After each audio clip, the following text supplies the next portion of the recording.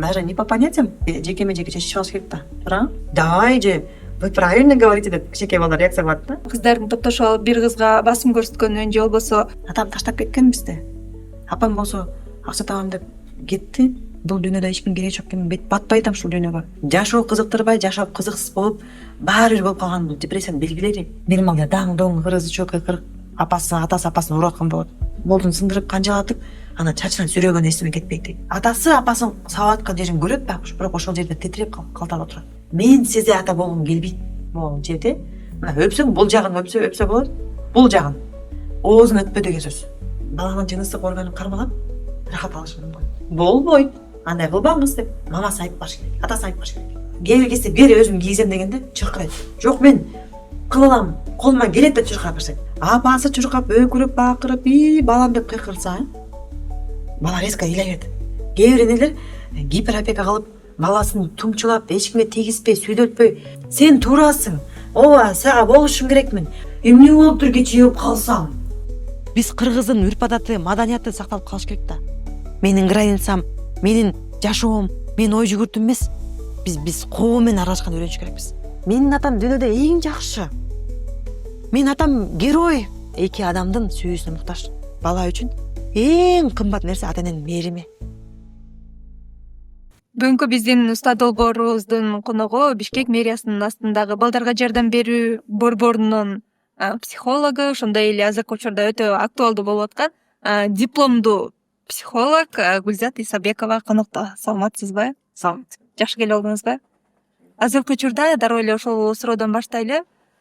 Өзгөчө жаш өспүрүмдөр арасында, жаш балдардын арасында деле же болбосо мындай жетилип калган кыздардын арасында деле буллинг өтө күчтүү болуп атат. Акыркы учурда да жаңылыктарда резонанс жаратып, баягы элдин талкуусунда турган учур азыр. Анан негизи эле бул буллинг деген эмне? Буллинг деген бул үстөмдүк кылуу, басмырлоо. Адамды психикалык жактан жеп кысым көргөзүү, зордук зомбулук көргөзүү. Негизи буллинг көп жерде эле болот. Социалдык буллинг бар. Коллективдин арасында буллинг бар. Бир туугандар арасында буллинг болушу мүмкүн. Анан бирок бала үчүн эң оору бул класстагы буллинг. Биз акыркы убактарда эркек балдардын арасындагы буллингди эске алабыз дагы. Кыздардын арасында канчалык деңгээлде көбүрөөк болгонун эске албай атабыз. Кыздардын арасында буллинг аябай күчтүү. Аябай көп.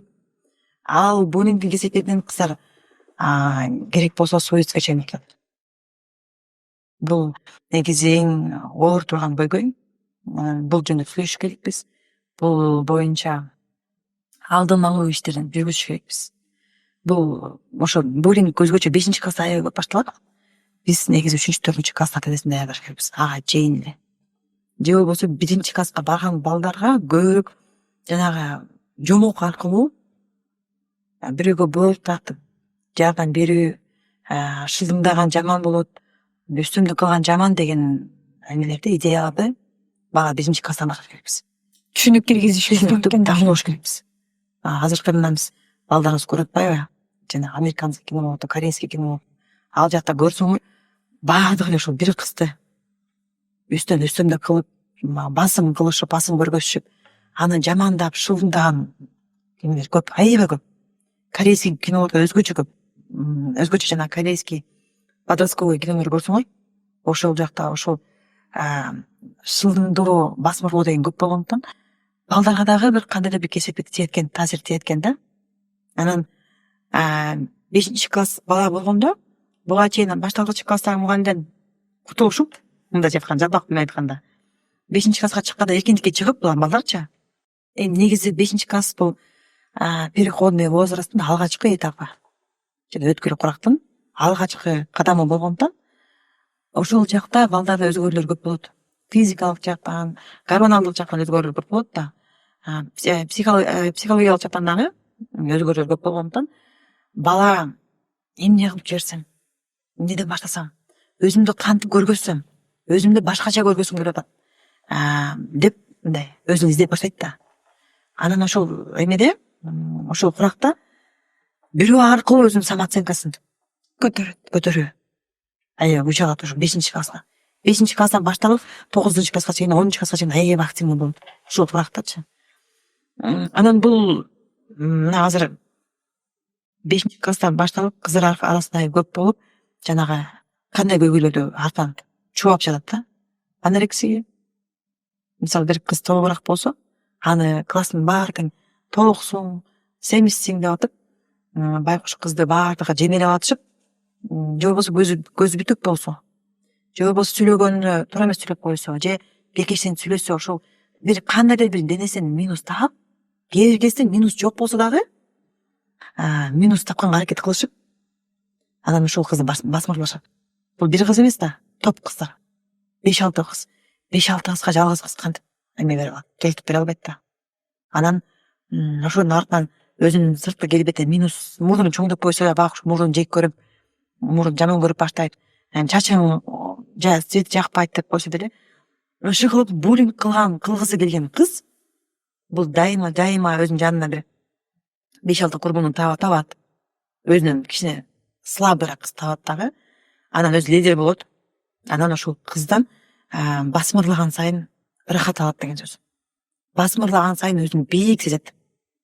Анан ошол кыз, жана буллингке кабыл болгон кыз, бул өзүнүн кемтик издеп, өзүн өзү жаман көрүп, жек көрүп, анан ушул убакта эң маанилүү нерсе ата энеси менен байланыш жакшы болсо, эмоционалдык байланыш жакшы болсо, ишеним мамилеси аябай бекем болсо, анда кыз өзүнүн көйгөйүн айтып келет энесине, же атасына, же байкесине, же жекесине, же бир тууганына.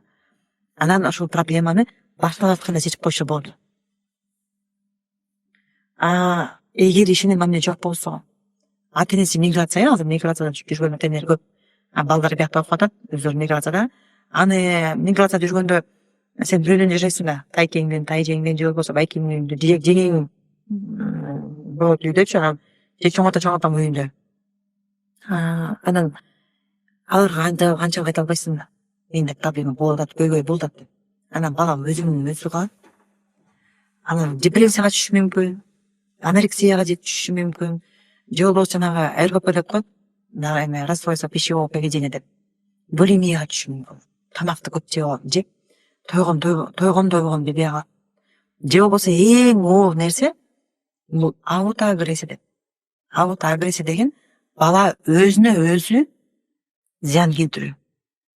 Жанагы колдорун лезвие менен кесип, бурттарын лезвие менен кесип, же атайын беттерин тытып, далбарын тытып, ошол стресстен кантип чыгуунун эмесин билбей, жолун билбей, анан мен жаманмын да күзгүл астына келип алып, мен жаманмын да, мен баары жаман көрүшөт, күнөөнүн баары менде, кептин баары менде, мен алар күнөө эмес, мен күнөөлүмүн, мен жашаганыма туура эле күнөө күнөөлүмүн деп бала өзүн жеп атып, анан өзүнө зыян келтирет.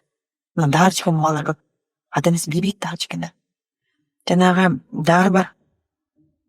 Бисакатил деген дары бар. Ичти сразу ичетип, туалетке барган. Ошондой слабительный ичет кыздар. Сен толупсуң деп койсоң, ошону ичет. Канча бисакатилди арында оптом ичип атып, боордун бөйрөгүнөн өлтүргөн кыздар бар. Ал боор деген мунчукпай чыдайт, баласын көтөрөт да, бул ойган оорусу дагы билгизбей коет да. Анан бир күн эле боору жатып калат. Анан кыз дагы коркот, атасына айтпайт да, ушундай ичкем деп. Ушул буллингдин кесепети мына азыркы күндө мен ушу балдар менен иштеп аткандыктан, мен жеке эле Бишкек боюнча эмес, негизи Кыргызстандан бүт Булуң Бурсадан келет бизге балдар. Анан ошол балдар менен иштеп атып, кээ бир учурда жүрөктү ооруткан нерсе айтат да. Апам айтпаңыз. Ал түшүнбөйт балбал. Мени колдобойт, мага жардам көргөзө албайт. Эмне үчүн апалар өздөрүнүн балдарын түшүнбөйт? Эмнеге колдой алышпайт? Эми бул жакта ата энени аябай эле күнөөлөп турганга болбойт. Анткени ата эне буга чейин сиз экөөбүздүн бала чагыбызда деле, мен билбейм, балким сиздин убагыңызда болгондур, бирок менин убагымда деле ошол 94, 95, 96 ушул 2005ке чейин мен деле апамды мама атам менен аябай экөөбүз ар бир минутубыз бир болчу. Бирок мамам ошол жаны бизди бага ал деп ошо Казакстандан табарак келчү, бул жактын оттон соода кылчу, анан эртең менен кетип кечине келчү. Экөөбүздүн сүйлөшүп тургандай убактыбыз болчу эмес да, муну прям экөөбүз мамочка, дочка болуп, окумуш сүйлөшүп, анан секреттешип, анан ал менен чачымды өрүп берип, анан сабакка жиберген убакыт болгон эмес, эстей албайм. Анткени мен ошол убакта аябай оор заман болуп, 90-жылдагы аябай оор заман болуп, курсакты багыш керек болгон убакыт болгон да. Анан ошол убакта балдар менен ата эненин мамилеси алыстап калган, салкындап калган. Анан ал убакта окуйм деген деле адам ошол убакта менин деле байкоом боюнча жайбаракат басып ырахаттанган адам азыраак болчу. Жумуш жок болуп эле кыймылгып болгон жашоо болгон да ошол. Мен анткени ушул убакта аябай жакшы билем. Неге? Анткени азыр бул теманы тик кетип калбайын. Анткени аялдар базарга чыгып иштеп, эгемендүүлүккө жаңы жеткен. жаңы эгемендүүлүк орнотулуп, СССР кулап, анан баягы балага тарбия берүү эмеси жок болуп калган. Убактысы ойбай калганда. Анан ошол заманда чоңойгон, ошол жашоону көргөн, же болбосо ага чейин ата энеси менен деле сүйлөшчү эмескен го, ата энелерибиз. Өйөт болчу экен да, мындай жабышып, өбүшүп, сүйлөшүп, атасын өбүп, апасын жакшы Мээрим берүү деген. мээрим берүү аябай мындай башкача нерсе болчу. Мен ошо атам айтчу да, биздин убакта атанын жанында балаңды эркелеткен өйөт нерсе болчу деп. Анан ошондой баланын деле эмеси баалуу төмөн болчу экен. 10-15 бала төрөп, анан баягы бирөө өлүп калса, чачап калса делем да, өлүп калып делем, маани деле беришчү эмес экен да. Анан ошол ата энелер бүгүнкү ата эне болуп атпайбы? Буга чейин ата энеси мага мээрим көрбөсө, ата эне кандай болот экен үлгү жок болсо, анан бул кантип эме боло алат? Дагы жакшы, азыр интернет чыгып, Instagram, TikTok болуп, көп ата энелер уже өзү ошол эмени тарбия алып жатат. Билим алып жатат да. Кандай ата эне болуш керек экен, балага кандай таасир берет экен, баланын психологиясын өзүлөрү эле самостоятельно өз алдынча изилдеп атышат. Бирок биздин сиз экөөбүздүн ата энелерибизге менин оюмча андай мүмкүнчүлүк болгон эмес. Анан жашоо шарты деле аябай татаал болгон, оор болгон. Анан эч ким деле ошо балаларын мындай, менин байкоом боюнча, менин изилдөөм боюнча 20%, 30% ата энелердин мүмкүнчүлүгү болгон. Балдар менен аябай тил табышып, аракет кылып, сүйлөшүп, мамиле куруп, баланын жан дүйнөсүн изилдеп, балага жана жомок окуп берип, сабагын жазышып, калган 70-60% ата эненин андай мүмкүнчүлүгү жок болгон. Мен ойлойм, мен ишенем, ата эне ушинткиси келген, бирок андай мүмкүнчүлүк болгон эмес. 90-жылдарда бүтүндөй Кыргызстан эмес, СССРдин бүт эмелерине таасир берген экен ушул жашоочу. Керек болсо кинолордон эле көрсөңөр, ошол орустардын кинолорун көрсөңөр, башка казактардын эле кинолорун көрсөңөр, баарыбызды бириктирген трагедия, бул 90-жылдагы трагедия экен да. Ошол убакта ата энелер толук кандуу ата эне болгонго мүмкүнчүлүк болгон эмес экен. Ошон үчүн мен ата энелерди күнөөлөгүм келбейт. Ошол доордун бир курмандыгы болуп, анан кийин ошол доордо ошондой тарбия алып калган балдар азыркы учурда өздөрү ата эне болуп, анан кийин баягы өзүнүн ата энесиндей болуп эле бала эне кыздын ата эне менен баланын ортосундагы байланыш жакшы түзүү алышпай жаткан экен да.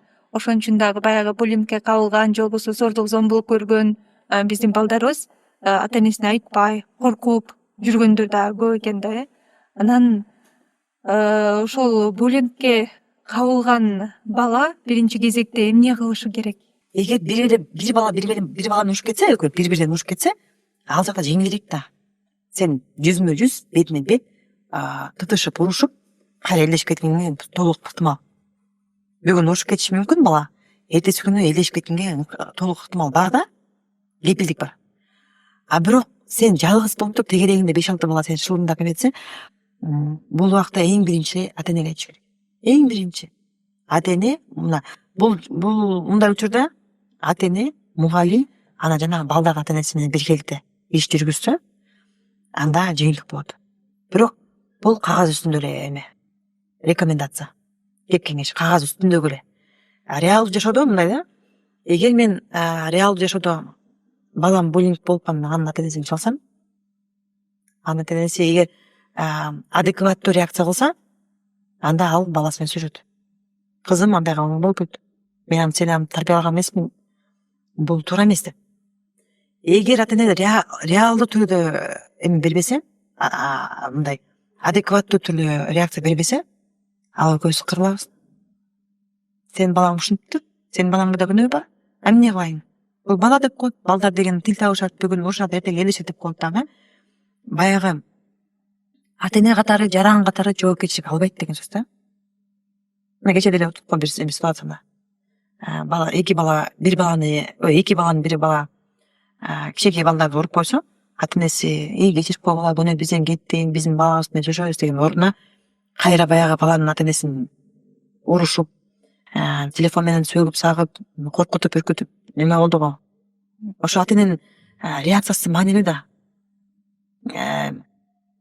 Сиз ата эне болуп, ошол балаңызга үйрөтүшүңүз керек да. Ай балам, андай кылгынга койбойт. Сен эмнеге андай кыласың?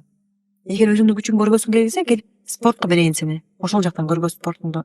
Балким башка өзүңө бир хобби табасың. Балким жанагындай кружокторго барасың, бала. Деп ата эне адекваттуу реакция кылыш керек. Анан эми адекват реакция кыл дегенде баланы уруп салып эмес. Түшүндүрүш керек да балага. Балам, сен кылганың туура эмес. Мындай кылбаш керек. 3-4 кантип кылган туура эмес депчи. Мен кече ошол мектептерге барганда, рейдке барганда ушул боюнча азыр мектептерди кыдырып атам да. Кыдырып, мына Ленинский райондун мектептеринин көбүнчөсүн кыдырып бүттүк уже.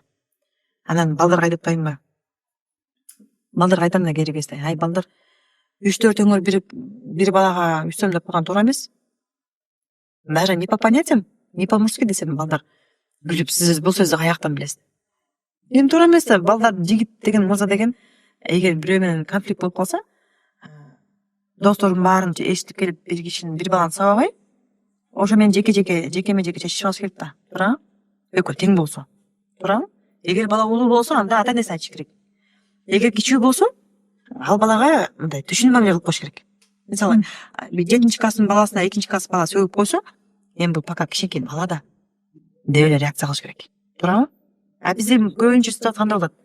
Бирөө жеңилиске тийип койсо, талпаны ичип барабыз да, ошол бир баланы сабап салабыз. Ал туура эмес. Мен ошо балдарга айтам да, эркекчилик жатпайт бул нерсе десем. Давай же, вы правильно говорите деп кичинекей балдар реакция кылат да.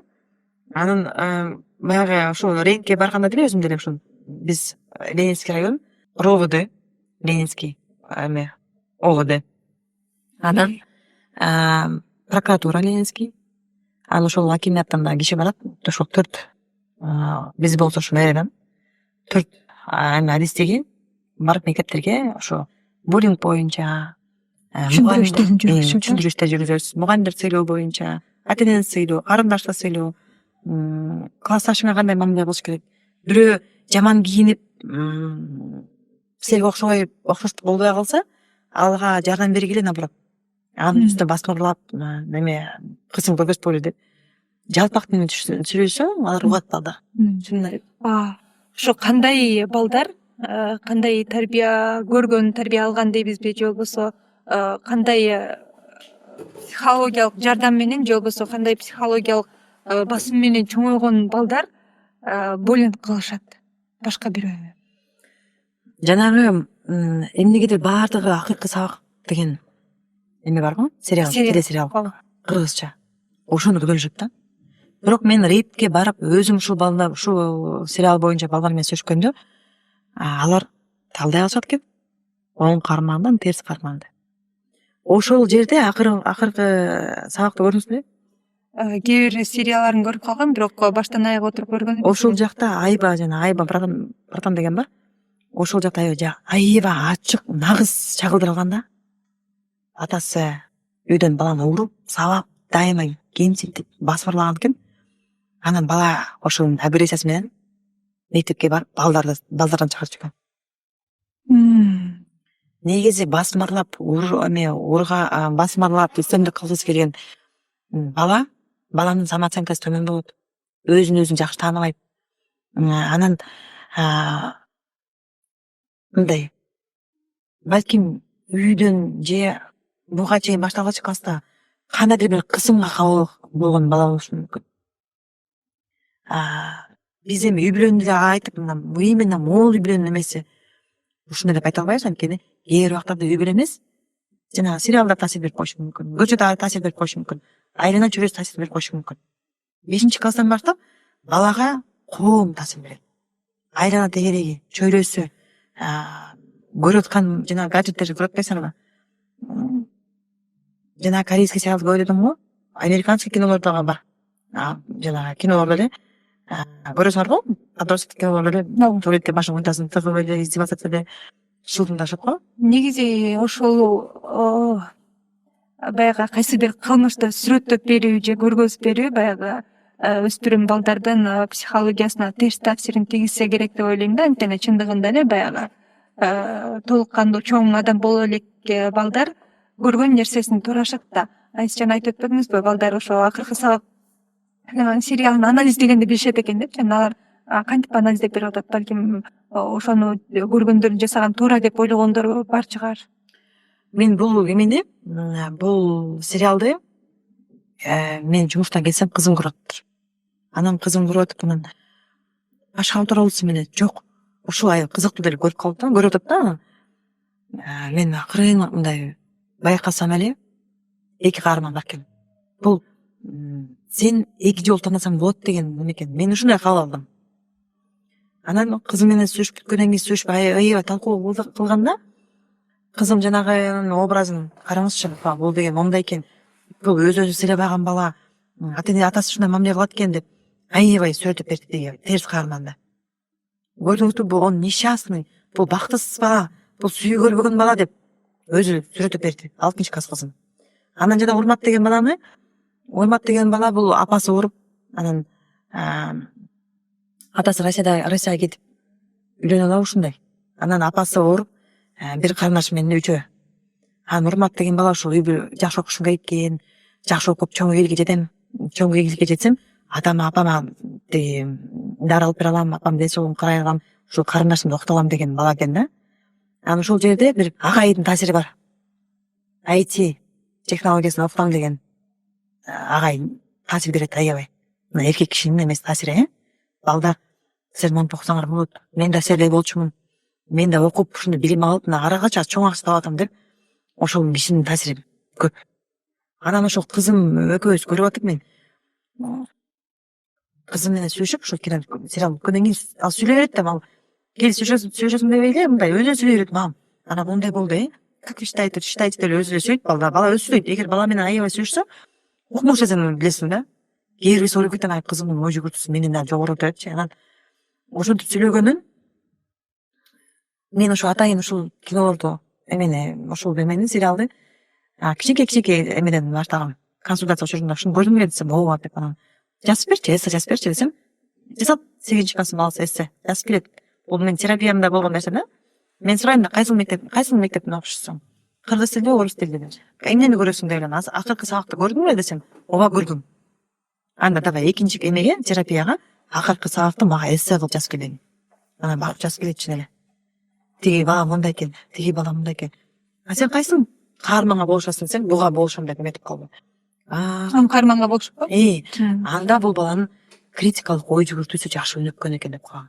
Демек балдардын бардыгы эле деп айтууга болобу? Бардыгы эле ошо кинону анализдей алышат өз алдынча. Бул критикалык ой жүгүртүүдөн ойлогонда. Эгер баланын критикалык ой жүгүртүүсү аябай өнүккөн болсо, критикалык ой жүгүртүү деген эмне? Бул анализдөө, анализ кылып билүү деген сөз да. Мисалы, биз көп айтабыз, көчөдөн бирөөдөн бирин салба, же бирөөнүн колунан тааныбаган кишинин конфет жеби, бирин салба, тааныбаган киши бас бияка бар десе, ал жака барба деп үйрөтөбүз. Анан ошол критикалык өнүгүүсү, критикалык ой жүгүртүүсү кичинекей кезинен жакшы өнүксө, 4 жаштан баштап баланы садикке алып баратканда сүйлөшөбүз да. Тигини кылса болот, муну кылса болбойт. Садиктен келгенден кийин бутуңду чечип тизип кой, кийимиңди кирип кой. Бала сурайт да, эмне кийлишим керекмин деп. Ал кийими бырышпайт, таза турат.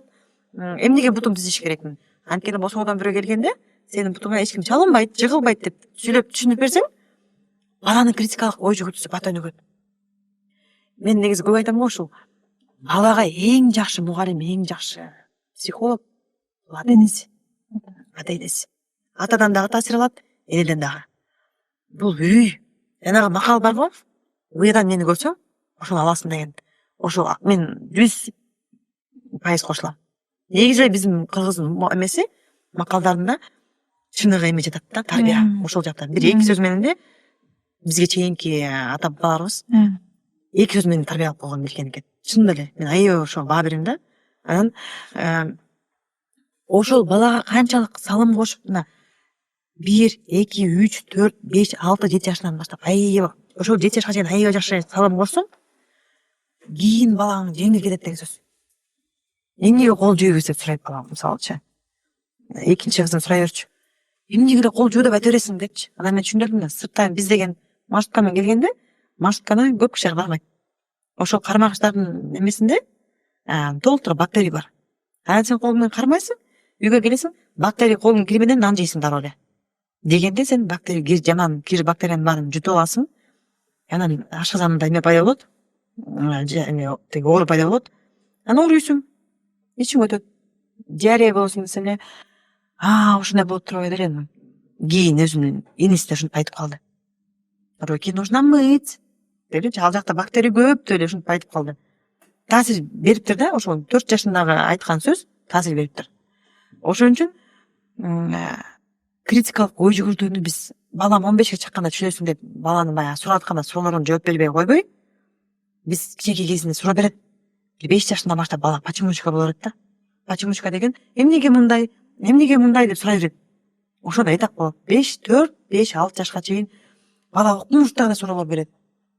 Биз ошондо балага каакап силкип койбой, кел берке түшүндүрөйүн деп түшүндүрүп койсоңор жеңилирээк болот деген сөз да. Критикалык ой жүгүртүүнү ата эне берет. Ата эне үйрөнөт. Ата энеден башталат. Андан кийин башталгыч класс 7 жаштан баштап мугалим өөрчүтөт, аябай көрсөтөт. Андан кийин мына ошол критикалык ой жүгүртүү 13 жашка чейин жакшы калыптанса, 13-12 жашка чейин калыптанса, анда балдарыбыз жанагындай мен сизге айткам буга чейин, айттым го жана кибербуллингке, жанагындай шылуундарга алданбайт. Ал үчүн критикалык ой жүгүртүүсү күчтүү болуш керек экен да. Демек баягы ошо интернет аркылуу, анан кийин телевизор аркылуу көрсөтүлүп аткан ар кандай кинолордон, роликтерден көргөн бала, эгерде анын критикалык ой жүгүртүүсү күчтүү болгон болсо, албетте терс жактарын өзүнө албайт. Ал эми критикалык ой жүгүртүүсү жок болсо, анда албетте жакшы тасмадан дагы, жакшы роликтен дагы өзүнө бир жаман нерсени илештирип алышы мүмкүн экен да. Анан буга чейин биз сүйлөшүп атабыз мектептеги буллинг боюнча, кыздардын топтошуп алып бир кызга басым көрсөткөнүн же болбосо балдарын топтошуп алып өзүнөн кичүү балдарга акча талап кылуусу же болбосо дагы бир коркутуп үркүтүүсү. Мындан башка дагы кандай буллингдер менен сиз туш болуп атасыз өзүңүздүн кесиптик ишиңизде? Менин жумушумда акыркы убактарда ушул кибербуллингди көп айткым келет. Кибербуллинг деген бул акыркы буллингдин дагы бир түрү. Бул деген жанагы азыр WhatsApp 5-класстын, 4-класс, 3-класстын балдарынын WhatsApp'та эмелери көп, группалар көп. Өзүнчө топ ачып алышат.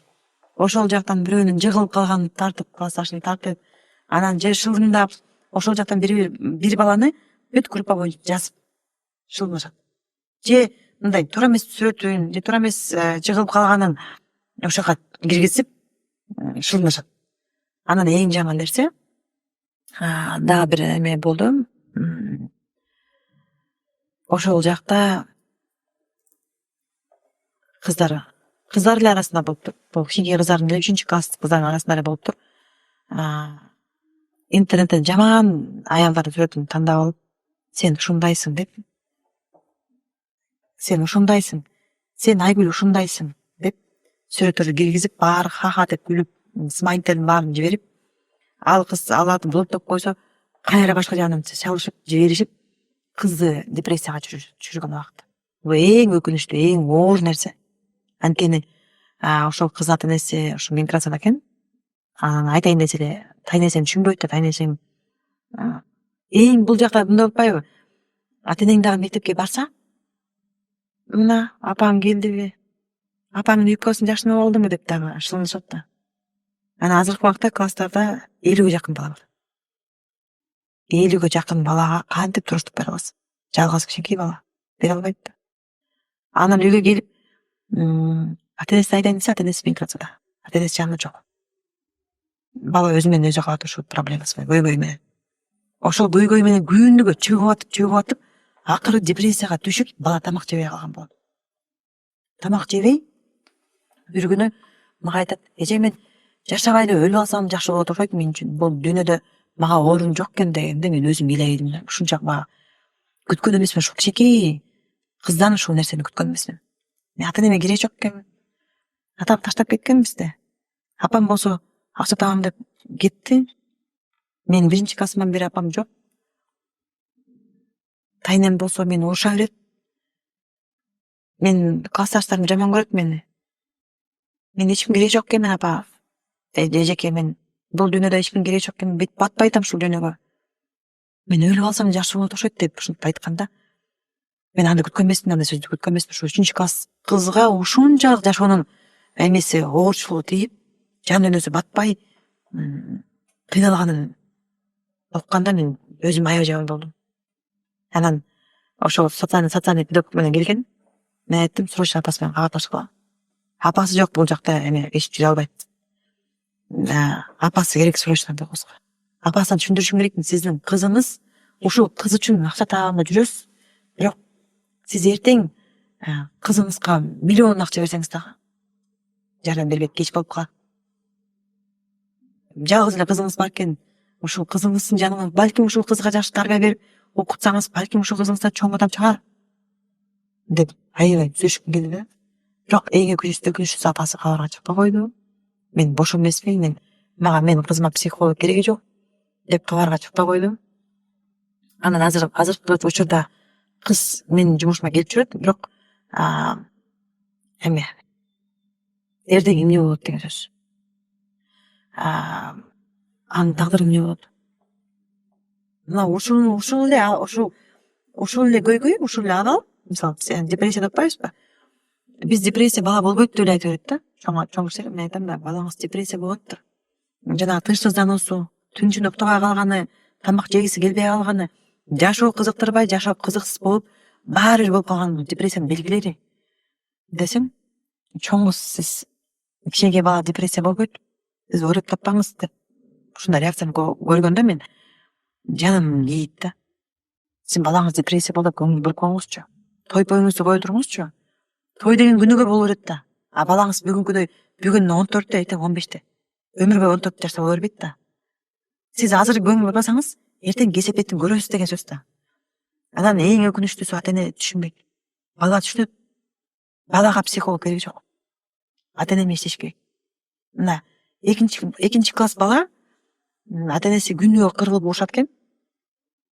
Анан сабакка барганда баягы аябай стресс болуп, тревожный болуп бала чачын сабак учурунда мынтип жулат. Баягы коюп салыптыр. Эместе жаш жок. Анан ата энеси айттым, сенин үйүңөрдө тынчтык болмоюнча балаңар ушинтип түн ичинде сие берет, төшөккө сие берет, окуй албайт, элгечене берет десем, апасы түшүндү. Атасы, сиз эми менин жашоомо кийишейин деп атасызбы? Мен сизге баланы алып келдимби? Сиз баланы көрүшүңүз керек. Байке, сиздин балаңыздын психикалык саламаттыгы сенин үй бүлөңөрдө козголот. Экинчи класс баланын кандай көйгөйү бар дейсиз? Буга тамак, ата энеси жанында, үйдө тынчтык, жарыктык, токчулук, туурабы? Анан ойной турган адам, жакшы мамиле, жылуу сөз, ошондой керек да. Анан мектеп куралдары, сабак жазуу болду. Андан башка эч нерсе керек жок. Анан бала уктап атканда сиз мас болуп келип туруп, үйдүн баарын кыккылап, баланы чочутуп, эми жакшынакай уктап аткан баланы элестетиңиз. Бир малда даң-доң, кырызы кырк, атасы апасын уруп аткан болот. Бала чочойт да, коркот. Корккондон апасын коргой албайт. Атасы апасын сабап аткан жерин көрөт, бирок ошол жерде титиреп калталап отурат. Ошондой кичинекей кезинде ата энесинин урушун көрүп чоңойгон балдардын келечеги кандай болот? Эки багыт болушу мүмкүн. Бала коркок болуп калат.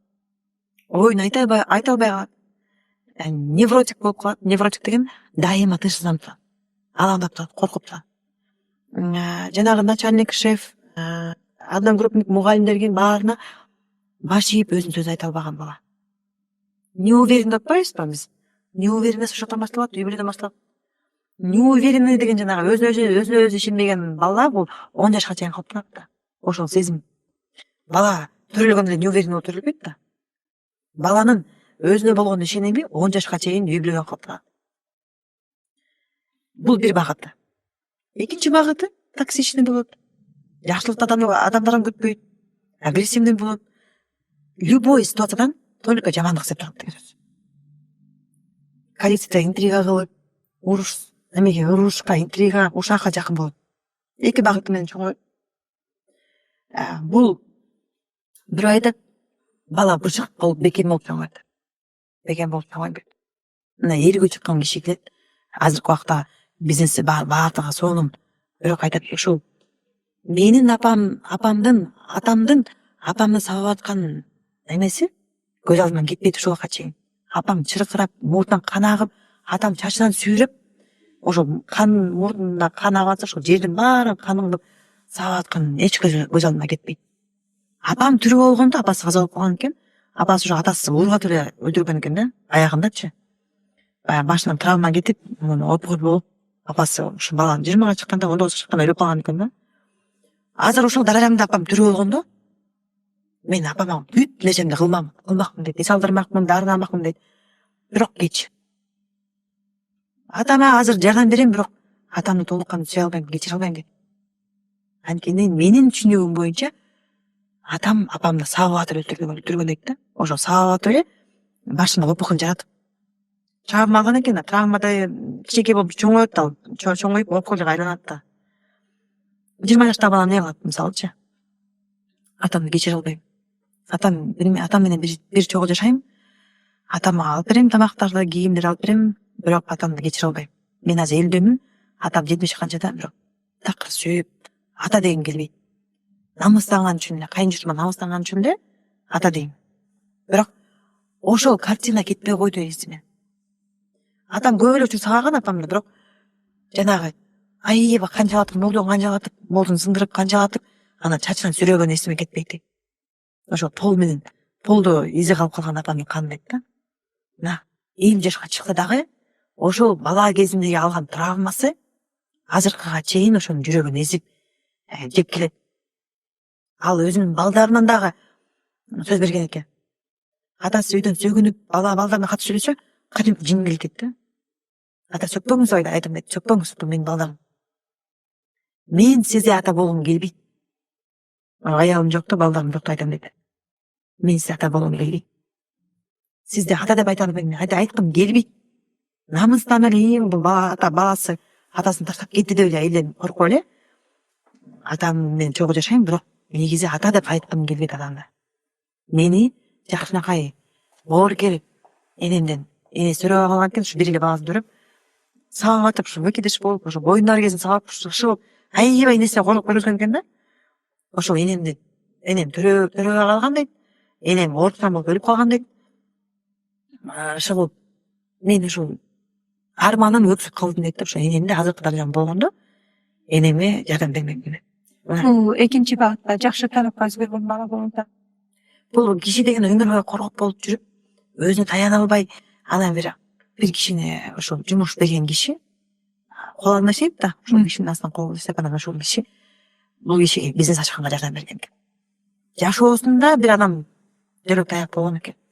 Эгер жөлөк таяк болбосо ал деле жүрмөк да.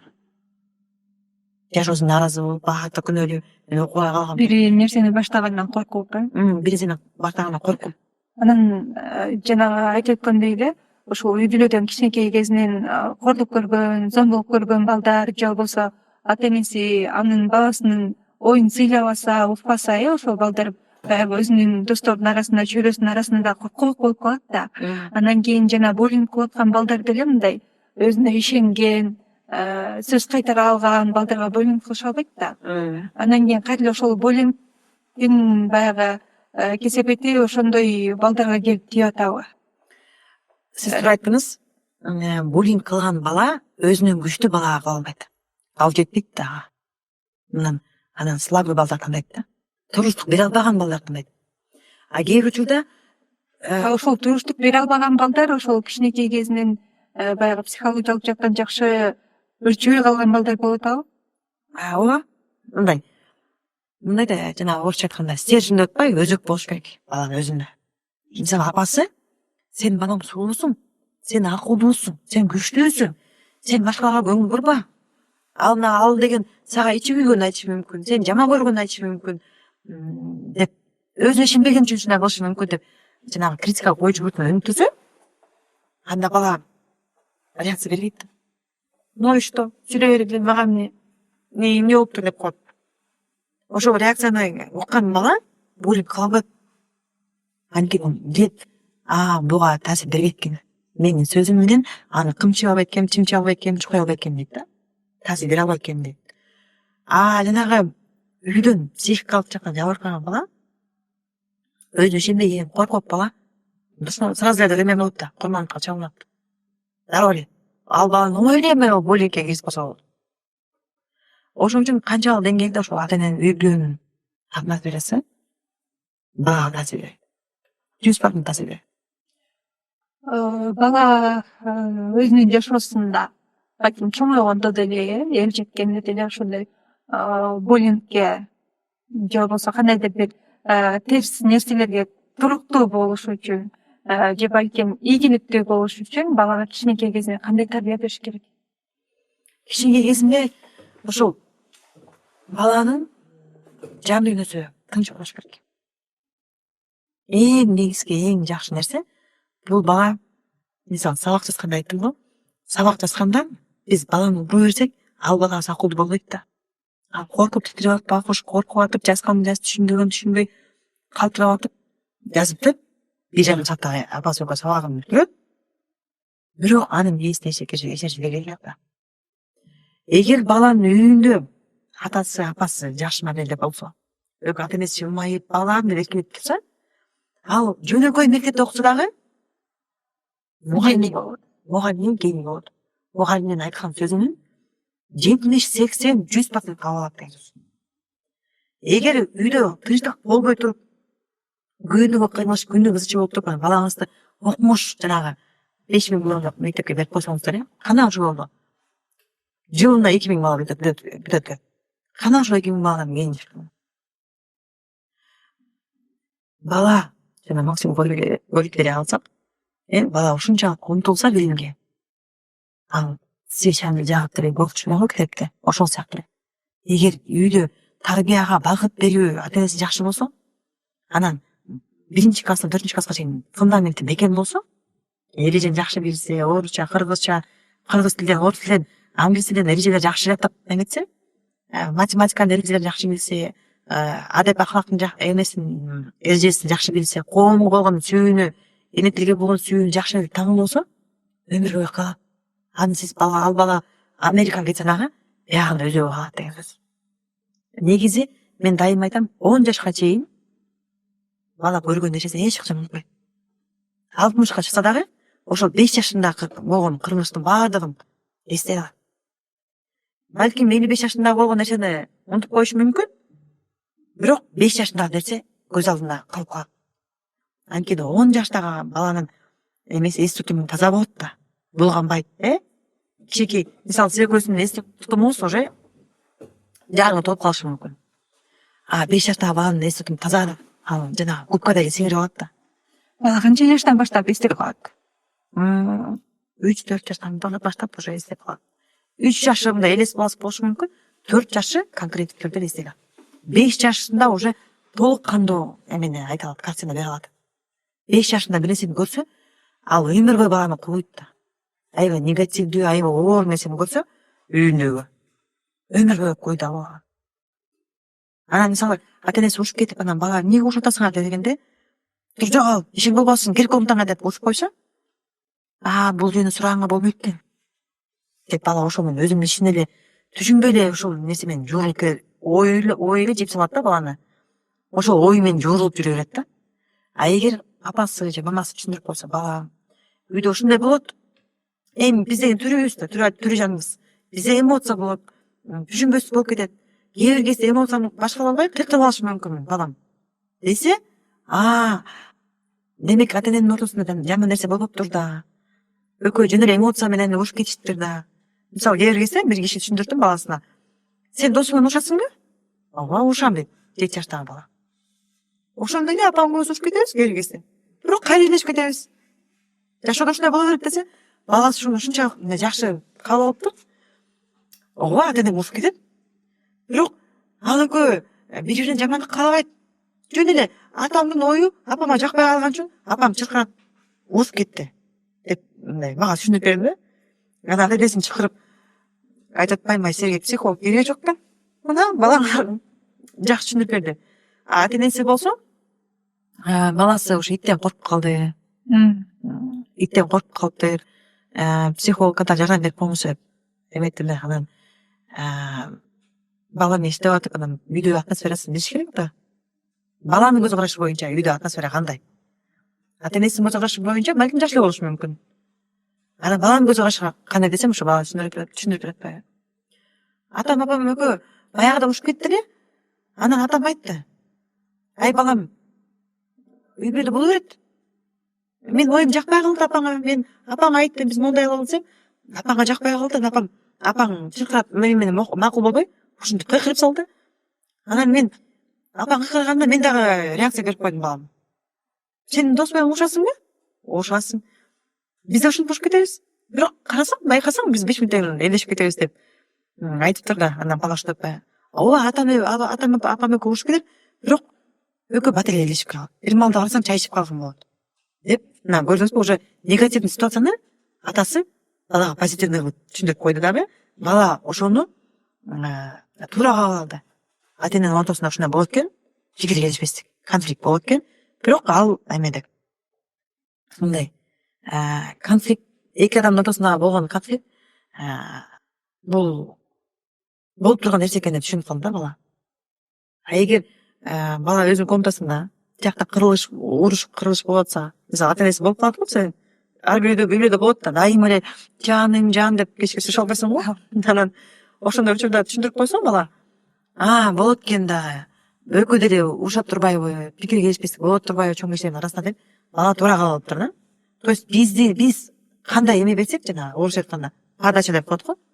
Балага кандай подача берсек, бала ошону биз аркылуу кабыл алат. 7 жашка чейин биз, андан кийин башталгыч класстагы мугалим. Байкайсаңыз, балаңар 1-чи класска барганда, кийин балаңыз 1-чи класска барганда байкайсыз да. Эже мынтип айтпадыбы? Анан тинтип айтпадыбы деп аябай. Мен ортончо кызымдын эжесин таанып алчу. Ортончо кызым үчүн авторитет болмок эмеси, мугалими. Бактыгүл Алиевна сказала деп туруп. Ага чейин садикте эмесин тарбиячи айтчу да. Кенже айткан, кенжеси так сказала деп кечке айтчу. Анткени кенже эжеси эме алып беришкен жомок. Жана терс карма, оң карсыма карман жөндөчү. Нужно быть добрый, нужно делиться деп бөлүш керек, борге болуш керек деген нерсени көп айтыш экен да.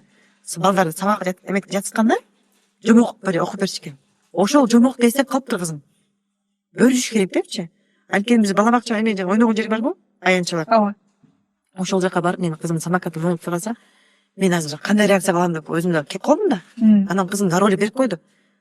Ты мне потом верни деп атпайбы? Мен самокатымды алып кетип бер деп кызгачы. Орус кыз экен. Анан я сейчас покатаюсь, принесу деп орус кыз айтып калды. Анан тиги орус кыздын атасы мени карап калды. Бул азыр кандай реакция кылат, мамасы бербей деп айтат го депчи. Мен реакция кылганга эле кызым берип койдум. Мага да жеңил болуп калды да. Анан кызым айтып атпайбы? Мама, я правильно же сделала, да? Она же самокат не сломала. Она мне потом вернула деп. Үйдөн жол катары ошо баштан мен кетип барсак, бүт барып түшүндүрүп берди. Анан тиги кенже деле айткан болчу, ушундай бөлүш керек, бөлүшкөн жакшы болот деп. Анан 1-чи класска баргандан кийин Бактыгүл Алиевна деген эмеси, классный руководитель, жетекчиси жомок айтып берет экен да. Балдар мындай жакшы болгула, мындай болгула, силер баарыңар бир үй бүлөсүңөр деп айтып берет экен да, жомок беретинде. Бул негизи психологияда сказка терапия деп коет. Сказка терапия, жомок терапиясы. Ошону айтып берет экен да. Анан айтып бергенден кийин аябай талкуулашат экен. Ооба, ал жаман каарман, андай болгон жаман болот деп чечмелешип, сүрөттөшүп, сүрөт тартышып, аңгеме жазышып, укмуш талкуу болот экен да. Мына азыр кечке Бактыгүл Алиевна биринчи класс, экинчи класс болдубу. Бактыгүл Алиевна сказала, что мы очень умные деп аябай айтып коет мына. Балдар үчүн баягы кичинекей кезинде 10 жашка чейин дедиңиз, кандай пайдалуу курулган болсо, ошол нерсесин 10 жашка чейинки көргөн нерсесин, ошол учурда сиңирип алган баягы билимдерин, мүнөздөрүн өмүр бою колдонуп жүрөт экен да. Демек анан ата энеден башка дагы башка бир балким мугалими же тарбиячысы авторитет болот экен, анын айтканын угуп. Анан 7 жашка чейин ата энеси, андан кийин башталгыч класстагы класс жетекчиси, андан кийин 5 класстан кийин чөйрө таасир берет. Биз үйдөн ата энелер өзгөчө апалар балдарды тарбиялап атканда деле эмес, балким өзүбүз деле көңүл бурбашыбыз мүмкүн бул нерсеге. Баягы балдарды тил алчаак болууга үйрөтөт экенбиз да.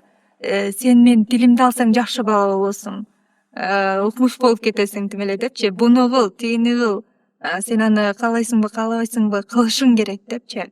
Анан ошентип отуруп биз балдарыбызды тил алчаак кылат экенбиз. Албетте бул жакшы, бирок балким терс жактары дагы барбы деп ойлойм да. Биз баланы өзүбүзгө ыңгайлуу кылып аткан жокпузбу? Ошол сөзүңүзгө кошулуп кетейин. Мындай да, азыркы убакта бул психологияда удобный, ыңгайлуу деген сөз аябай көп колдонуп калды. Анан тил алчаак, үй жумуштарын кылдыруу деген мен көп окуп калам. Балдарды эксплуатация кылып атасыңар, үй жумушун кылдырбаш керек, баланы слишком удобный кылып тарбиялабаш керек деп мындай бизге таң болуп атат. Бирок бул жактан мен дагы бир нерсе айтып кетейин. Биздин менталитетибизге алыш керекпиз. Анан биз кыргызбыз, биздин тарыхыбыз башка, жашоо шартыбыз башка. Мисалы Европада бир эле бала болот да, бир эле баланын эки ата энеси үчөө эле болот да. Көп деле катышпайт туугандар менен, туурабы? Аякта туугандуулук деген деле жок кыйрап делечи прям. 100 бизде 100-200 киши жок да. А бизде кыргыздардын жашоосунда биз кыргызбыз да.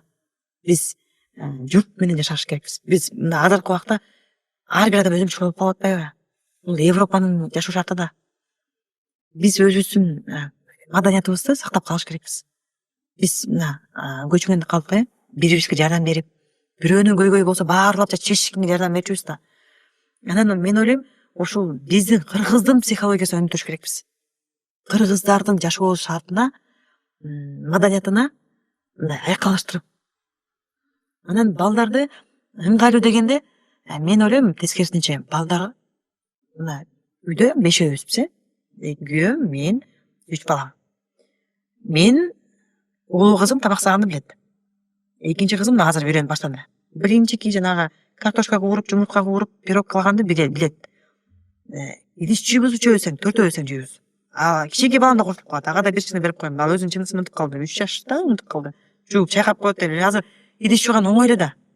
Анан мен чарчайм, мен иштейм, папасы иштейт. Анан үй эле бош. Мурдагыдай жумуш жок, мал жайлоо деген жок, Анан сууда ачсаң эле суу агат. Ошого идиш жууп болгондо үйрөтүш керекпиз. Анан сен дагы ушул үй бүлөнүн туруктуу болушуна кошумча милдети катары, мисалы өзүнүн гигиенасын таза сактаганды же болбосо мисалы үй жумуштарына жардам бергенди, анан бирок кээ бир учурда биз ашыкча кетип калып атабызбы деп ойлойм да. Анткени өзүбүздүн оюбузду таңуулап, мисалы балабыз бир башка кийимди кийүүнү каалашы мүмкүн. А биз болсо жок, ал сага болбойт. Мен каалаганды кий. Ошол кийим жак боюнча, тандоо боюнча мен кошулам сизге. Мисалы, өзүңүз эле байкайсыз, бир экинчи класс болуп баштаганда балаңыз таңдап баштайт. Бул анын өзүнүн инсандык тандоосу. Сепарация болуп атат сизден. Апа бүттү, буга чейин сен тандап кийинип келгенсиң, сиз тандап кийинип келгенсиз. Эми өзүмдүн жеке жанагы табитим, вкус деп атпайбы орусча? Табитим бар. Мен өзү ой пикирим бар деп бала чыгат да. Ошондо кийим боюнча кийимдин өңүн тандоого уруксат бериш керекпиз. Фасонун, моделин тандоого уруксат бериш керекпиз. Кроссовканын да өңүн тандоого уруксат бериш керекпиз. Экинчи класстан башталат ал уже. Кээ бир балдар биринчи класска барганда эле баштайт. Анын тандоосу биздин үйгө эч кандай залал алып келбейт. Ал калайбы көктү кийсин, калайбы сарыны кийсин. Тандоо бере турган жерден бериш керекпиз. кийим боюнча, тамак боюнча тандасаң, жанагы мектепке барганда асматпон сумка, рюкзак. Ошону тандай берсин. Өзү жага тандай берсин. Чачын кандай байлайт? Мисалы, кээ бир кыздар мынтип экиге бөлгөндү жактырбайт экен, бир эле байлап кой дейт. Тандай берсин. Узун чач каалабайт экен, мындай чач тандай берсин. Ал өзүнүн сырткы келбетине, жеке өзүнүн инсандык эмесине, калыптануусуна жардам берип турган нерсени тандоону бериш керекпиз. А бирок үй ишин балам сен ушуну кыла аласыңбы, кылгың келди ау деген нерсе мен үчүн жеке мен үчүн, балким башка психологдор менен кошулбашы мүмкүн. Бирок балам сен ушуну кылып коет белең деген эмес. Кылышың керек. Сен мен иштеп атпаймынбы? Жумуштан келгенде сен мына кичинекей мусор төгүп койгон эмне кыйынчылыгы бар? Ал мусорду колуңа албайсың, ал пакетти сонун мындай удобно кармагачы менен да алып туруп, тыпыйып барып мусорго өтүп койгон эмне кыйынчылыгы бар? Пылесос, азыр ушундай жеңили дагы, оору дагы түрү менен пайда болду. Пылесос саясың, бир орунда эле мынтип койгондун эмне кыйынчылыгы бар балага? Эгер биз ушул Европада, мен жакында бир коллега менен, немец коллега менен сүйлөштүм. Европада эмгек терапиясы бар экен. Балдарды эмгек аркылуу терапия кылат экен. Жанагы күлдө отургузуп, анан ошого кам көрүп, суу куюп дегенчи. А бизде эмгек терапиясы жакшы, эмгек деген аябай сонун нерсе да. Бул жакта эмгек терапия деп аталат экен, бирок бизде деле кол эмгек деген сабак бар эле мурда. Азыр барбы жокпу? Азыр жакшы өнүп байтат ал нерсе. Ошол жок, баланы үй жинаган терапия, баланы эмгек аркылуу эс алдыруу. Элестетиңиз, оюнчуктун баарын чачат экен, шариктерин баардыгын. Анан шарикти жыйнаганда бала терапия болот экен. Сонун ыкма экен. Ошол сонун ыкма бизде эле болуп атпайбы? Биздин жашообузда эле. Ошондо биз жанагы балага жумшабаш керекпиз. Анан баланын эмесин бош убактысын, анан жана пространство, мейкиндигин чектебеш керекпиз дейт. Чек арасын бузбаш керекпиз дейт. Бул түшүнүктү дагы биз жеги менен колдош керекпиз, баланы да колдош керекпиз. Чек арасын бузбай эле элдин баары комнатасына кирбеш керек, анан балага сүйлөбөш керек, анан балага кармабаш керек деп эле калдык го. Жок, баланын чек арасы деген бул зона бикини деп коет. Жанагы ич кийим зонасы деп коет. Ошол жагын кармабаш керек эч ким. Ата энеси дагы, бир туугандар дагы, чоң ата, чоң апасы дагы. Жанагы чоң кишилер барбы? Жамбашын баланын чамбашын чапкылап, өтөп деп атпайбы? Андай кылбаш керек. Бул баланын чек арасы. Дабылдан болот го, эркелетип, ой балам деп эметип койсо болот, бирок ошол ич кийим жагын кармабаш керек. Жамбашын, жыныстык органын кармабаш керек. Ол тыйылган дагы тийбеш керек. Эмне үчүн? Бул баланын бул интимдик жактап койсок болот. Могул жерде, мына өпсөң, бул жагын өпсө болот, бул жагын оозун өтпө деген сөз. Баланын оозунан эринен, ушул эринин турган жери, бул аябай чувствительный зона да негизи. Ошол зонаны өппөш керек. Чоң кишилер 2-3 жаштан баштап уже өппөш керек. Баланы да, ата энеси дагы уже оозун өпкөн болот атпайбы жана 10 жаштагы кызы атасы оозун мынтип өппөйбү, ал тарбияга да туура келбейт негизи. Динге деле туура келбейт да. Уже 10 жаштагы кыз, уже кээ бир 10 жаштагы кызың жана айызы келип калышы мүмкүн. Ал уже чоңоюп барат деген кызда. Ушул зонаны өпкөнгө болот, бул зона интимдик зона деп койсок болот. Аябай сезгеничтүү, бул жерде ооз аябай чувствительный орган да. Бул тегерегин баардыгы сезгендик органдар да. Ошон үчүн тууган Эгерде ал зоналарга тие турган болсо кандай болот? Эми бул жеке жанагы граница деген ушул. Жеке граница деген ушул. Балким ал биринчи бул гигиена деле биринчи. Ал чоң киши эмне кылып гана оозун эмне болду кимде анан баланын кичинекей баланын оозун өткөн туура эмес биринчиден. Экинчиден бул тарбияга туура келбейт. Биздин инсандык тарбияга туура келбейт. Анан эле чоң киши келип баланын оозун чыпылдатып өткөн туура эмес да. Мага да жакпайт мисалы. Мен дайыма айтам, балам өпкүңөр келе, чекесин өпкөлө. Же бетин өпкөлө. Бирок оозун өппөгүлө деп айтам, оң жерин өппөгүлө деп айтам дайыма. Анан бул деген баланы жакшы теманы козгоп кеттиңиз. Азыркы убакта педофилия көп болуп атпайбы? Анан биз балдарга түшүндүрсөк, бул жерде кармагаңа болбойт, көчүн кишиге. Атаңа кармагаңа болбойт, бул жерде өпкөнгө болбойт деген нерсени түшүндүрбөсөк. Жана бала эмеде биздин жумушта ласковое насилие же болбосо назик зомбулуктап коет. Баланын оозун өпкүлөп чоңса рахат алышы мүмкүн да. Баланын жыныстык органын кармалап рахат алышы мүмкүн. Бул педофилия, сексуалдык зомбулук негизи. Бала ушул нерсени билиш керек. Бул жакка өткөнгө болбойт дегенди билиш керек. 4 жаштан баштап бул жакка өткөнгө болбойт. Мен жамашымды кармаганга болбойт деген түшүнүктү кириш керекпиз. Мына жыныстык коопсуздук деп ушул айтып ушул нерсе аталат. Анан кээ бир кишилер оозун соруп коет баягы кишиге балам. 5 жаштагы кишиге балам оозун соруп эмне деген нерсе? Акылга сыйбаган нерсе. Чоочун киши келип эле тиги аяшынын неме тиги досунун баласын, кызын оозун соргот. Болбойт да. Ошон үчүн соргонго аракет кылса дагы кичинекей кызы жыртып да болбойт. Андай кылбаңыз деп мамасы айтып баш керек, атасы айтып баш керек. Өзүн коргоонду үйрөнүп алып деп. Ошол бул өзүнүн коопсуздукта. Жыныстык коопсуздук ушундан башталат. Көп учурда мен жумушумда биз зорлук зомбулук иштейбиз да. Бала оозун өтсө, бул норма деп түшүнүп атпайбы?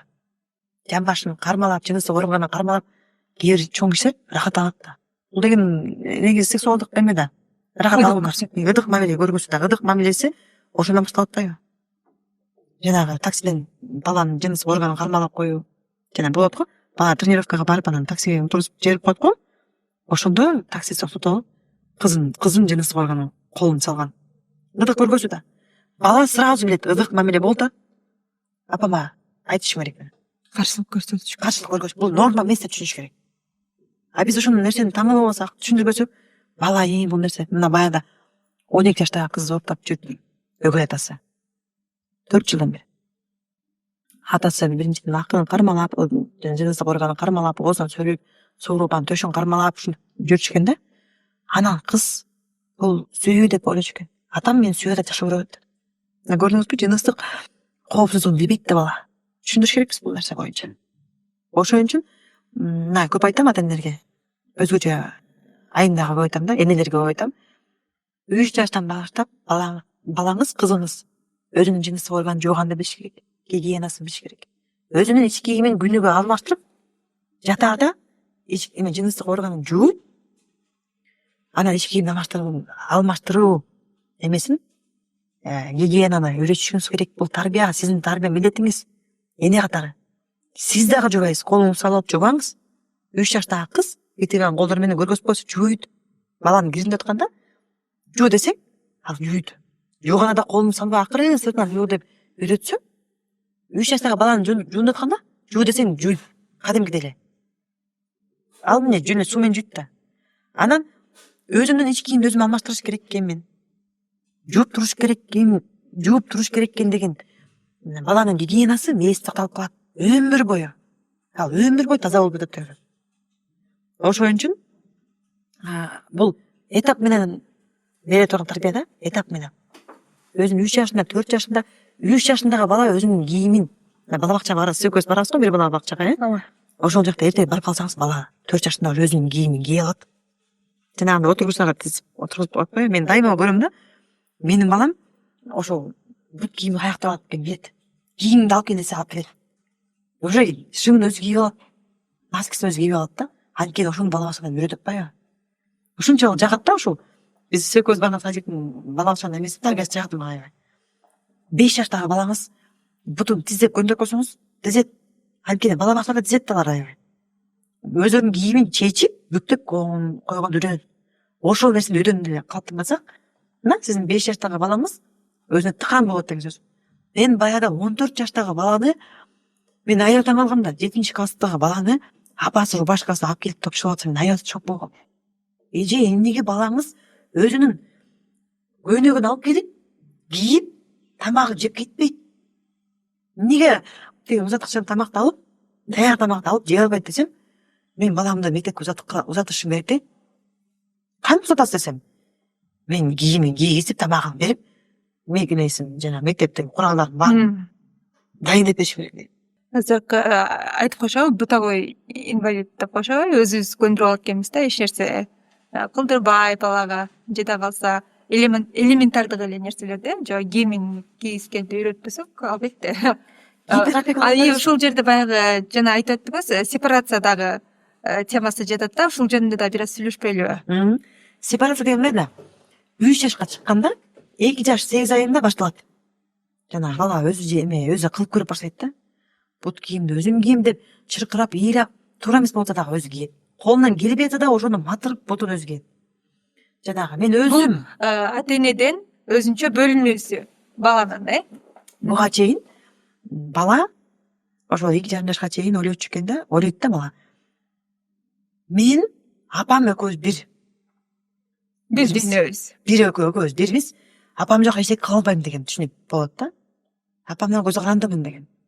Анан убакыт өткөн сайын баланын аң сезими өөрчүп, өнүгүп өскөн сайын ата энеси кылган нерсени өзү кылып баштайт. Мен кыла аламбы деп өзүн текшерип баштайт. Анан кээ бир кезде бери өзүм кийгизем дегенде чыркырайт.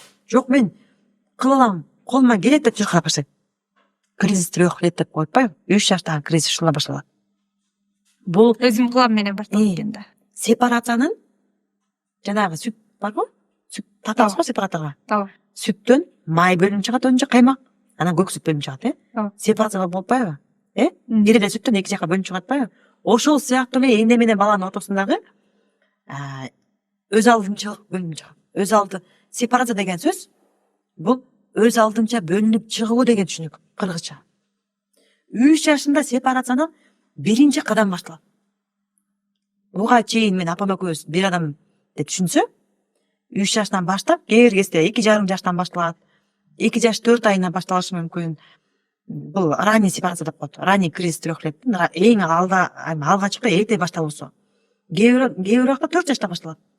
Ар кандай боло берет да, бирок только 3 жашта башталат деген неме эмес. Демек ушул балдардын кризистик убагы да сепарация менен байланыштуубу? 3 жаштагы, 5 жаштагы, мисалы 5 жашында кандай болот? 5 жашында бала менин колуман келет деген нерсени таңдайт сизге. Жана керек болсо бала ачкычты алып, бизден биринчи ача калат го. Мен колуман келет, мен ача аламын деп. Мен тиги Лифттин деле баскычын мен басам деп. Мен баса алам, мен да силердей чоң кишимин деп бизге далилдейт. Ошол далилдеп, анан биз ишенгибиз келбей койгондо, биз аны кабыл алгыбыз келбей койгондо бала чыркырап истерика болот. Чыр көргөзөт да. Анан ошол менен эле кризис 3 лет менен 3 жаштагы кризис менен эле бирге бала манипуляцияны баштайт. Сиздин эки балаңыз дүкөнгө барганда талашабы, билесиң, муну алам деп. Анан чырдап көрөт. Бул бала тамырчыда бекер айтпайт да. Сизди баамдап баштайт. Мен азыр мондай кылсам кандай реакция болот? Бул бала биздин психологиябызды изилдеп баштады деген сөз. Бала өз алдынча изилдөө жүргүзүп атат, анализдөө жүргүзүп атат. Критикалык ой жүгүртүүнүн кадамы ушул жактан башталат. Жанагы чуркап баратканда биз ай чуркаба, жыгыласың деп айтсак укпайт да.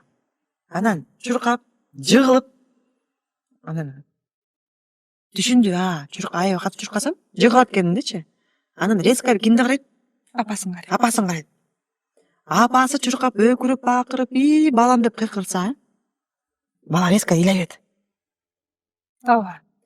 Эгер мен көргөнчө балам жыгылганда көрмөксөн болчумун да.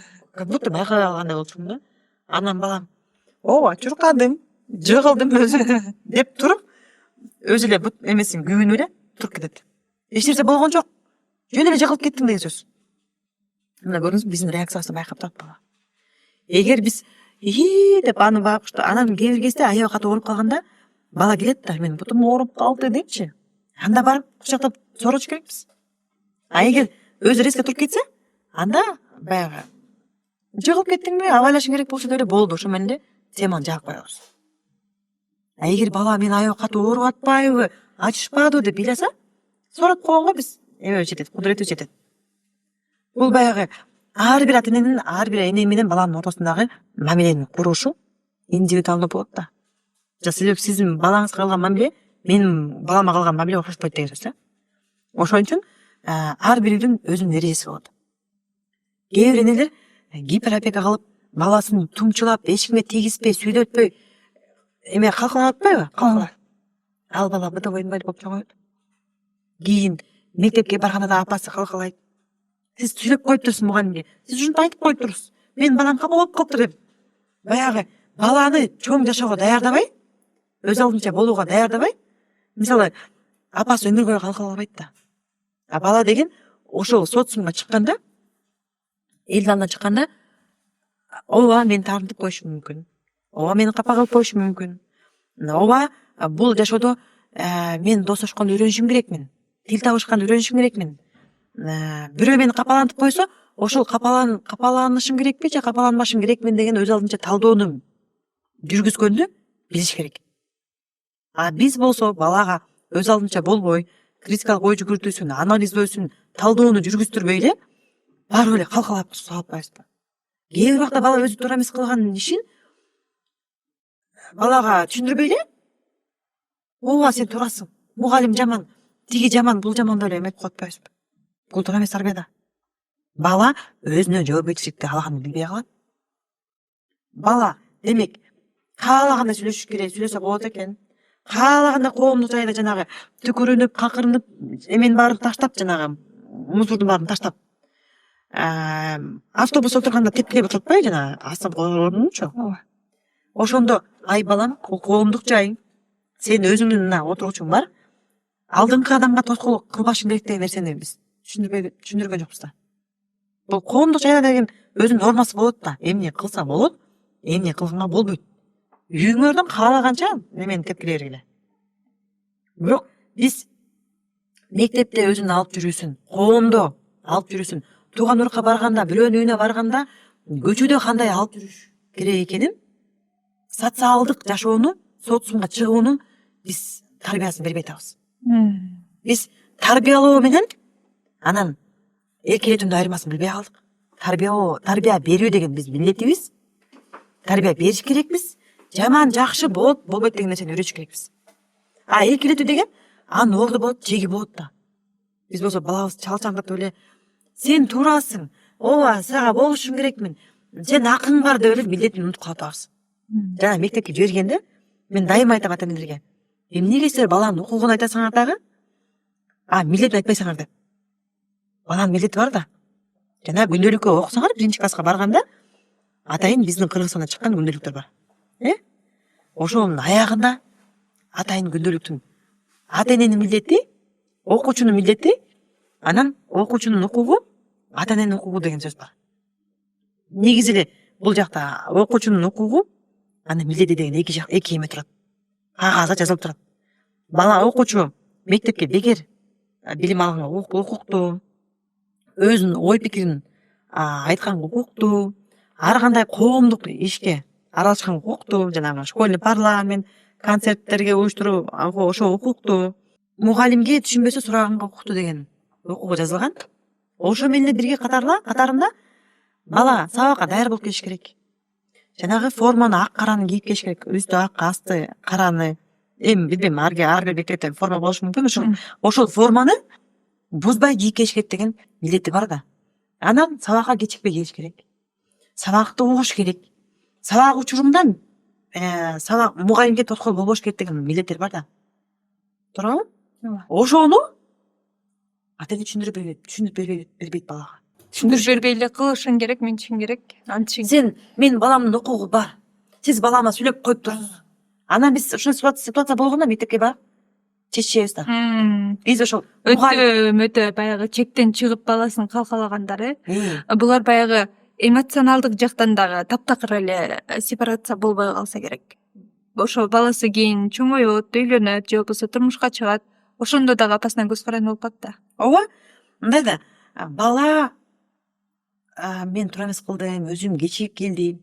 Мен кечигип келген үчүн мага мугалим замечание кылды деп мага тамуулоо болбой эле. Апа, мен өзүм туура эмес кылганын түшүнбөй эле мени мугалим ушинтип урушуп койду дейт. Баягы эне дөң кылдыгым бойдон барып мектепке. Сабак учурунда болуп атканда да бул адептсиздик да. Тарбия көрбөгөн адам да. Бул ошончо баланын арасынан мугалимди кыйкырып өкүрүп сөккөн болбойт да. Эмнеге ушунтип сурабайсыз деп билчи. Бизге ошол нерсе көп келет да. Анан ушул жерде мен объективдүү карайм. Эже биринчи сурабайсыз балаңыз эмне үчүн тил укту. Анан бала айтып берет. Мен деген телефон көрүп атып, анан кичине кечигип калдым. канча кечигип калдың? Мен деген 18 мүнөткө кечигип калсам эже мени урушту дейт. Анткени мен айтам да, сен мына сабак мугалим түшүндүрүп берип атканда, мугалим ушундай бир белгилеп түшүндүрүп берип атканда, сен келдиң дагы кыйс деп эшикти ачтың. Окуучунун баардыгы сага көз эме болуп калды. Көңүлү сага бурулуп калды. Сен сабакты уже бөлүп койдуң. Үзүп койдуң. Анан сен киргенде кечирим сурагай эле акырын өтүп баратасың өзүңдүн эмеңе, ордуңа. Эжеке саламатсызбы? Кечирим сурадыңбы? Кечирип коюңузчу, кечигип калдым деп сурадыңбы да сен? Жок. Эмнеге? Эмне болуптур кечигип калсам? Сен канчада барышың керексиң сабакка? 13:00 барышың керек. Саат 1-ге барышың керек. Сен 1-ге барган убактың барбы? Же мал кайтарып жүрөсүңбү? Же оокат кылып атасыңбы? Же бала багып калдыңбы десем, жок, мен телефонун көрүп унутуп калыптырмын деп. Мына ата энеси балага жоопкерчиликтүү болууга үйрөтпөй койду ушул жерден. Бала телефон көрсүн. Эртең менен турду, 9-да турду, тамак жеди. Мисалы баардыгы даяр, мектеп куралдары даяр, кийими даяр. 10-дан 1-гече телефон көрө берсин. 1 саат болсо болот да. 1 саат көрсүн. Балам 1 саат көрөсүң, 11-де тамак жешиң керексиң. 12 мисалы жакыныраак болсо 12:30 үйдөн чыгышың керексиң деп балага өзүнүн немесин режим. Эмнеге биз айма айтабыз, режим сакташ керек? Режим сакташ керек. Бала деген мына 11-де ойгонот экен. 11-де ойгона калып дароо эле телефон менен тамак жесе телефон. Анда кеч болуп атпайбы? Мен дайыма айтам, мен дайыма сурайм. Балаңыз канчада уктайт кечине? Эми биз менен чогуу биз жатканда уктайт. Канчада 12-1-де. 12-1-де бала уктайт экен. Бала кеминде 8 саат 10 саат укташ керек. Эгер кичинекей класс болсо, 1-класс болсо, мына түнкү 10-да уктадыбы? Бул 10-да уктаган бала эртең менен 6:30-да спокойно турат. Эгер мектеп алыс болсо 6:30-да, мектеби жакын болсо 7-де спокойно турат. 7-де ыйлабай, ызы чыгылбай, истерика болбой, стресс жок эле турат бала. Уйкусу канат толук кандуу канат деген сөз. Анан жакшынакай тамак ичип алып, тонбой болуп кетет мектепке. Ал мектепке барган бала мээси сериккен, даяр, билим алганга, кабыл алганга даяр болгон бала барат да. Анан түнкү 1-де уктаган бала эртең менен 6:30 турат. Эмес 7-де турат. Ал 6 саат уктады. Ал туруп настроениясы жок, көңүлү жок, шалдырап, агрессивный болуп барат мектепке. Барат, уйкусу келип, уйкусубайт, мугалим айтканды кабыл албайт, түшүнбөйт эч нерсе. Бирөө кандайдыр сайгалап койсо ошого реакция кылып урушуп кетиши мүмкүн. Мына режим деген бул гормоналдык жактан да балага таасир берип атпайбы? Эмоционалдык жактан нервный системасына таасир берет. Анан окуусунун ийгиликтүү болуусуна таасир берет. Анан ал бала мектепте келгенде дароо уктап калат. Анда режим бузулуп атпайбы? 9:30-дан 10-га ашып кетсе 10-да укташ керек. Такыр болбой баратса 10:30-да укташ керек. Бирок бул режим балада өзгөчө балага эмес, сизге мага дагы керек. 10-дон баштап түнкү 2-ге чейин эң маанилүү гормон бөлүнөт. Мелатонин. Ошол уйкунун гормону бул биздин мээбиздин иштөөсүнө, жада калса биздин кожабызга, биздин психикалык саламаттыгыбызга таасир берет да. Биздин эс тутумга таасир берет. Бул аябай маанилүү гормон. Бул 4 саат бөлүнөт. Ошол 10-дон 2-ге чейин. Андан башка убакта бөлүнбөйт. Ошол убакта бөлүнгөн гормон биздин ден соолугубузга, ашказаныбызга, деги эле бүт гормонго таасир берет. Мээнин иштөөсүнө, кабыл алуусуна, ой жүгүртүүсүнө, мышление, ой жүгүртүүсүнө, эс тутумга, сүйлөө речибизге, баарына таасир берет. Ошон үчүн баланы 10-да уктатыш керек. Бул менин капризим эмес, ойлоп тапкан эмес, бул изилдөөлөр жүргүзгөн, атайын канча деген изилдөө жүргүзөт. Уйку бала үчүн эмес, адамзат үчүн аябай маанилүү. Эми жанагы темабызга кайтып келе турган болсок, сепарацияга. Эгерде бала эмоционалдык жактан эне атасынан сепарация болбогон болсо, анын келечектеги жашоосу кандай болот? Бой жеткен курактагы.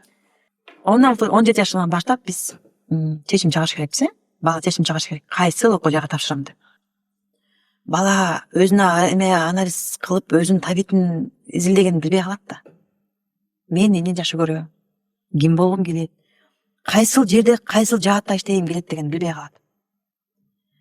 Анан ошентип башы каң болуп турганда, маң болуп турганда апасы айтат: балам, сен юрист болосуң.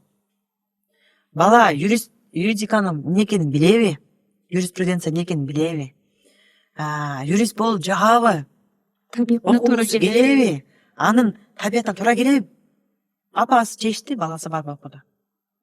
22-ге чыкканда баласы уже бүтөт окуу жайда. Балам, могул жерге иштешиң керек дейт.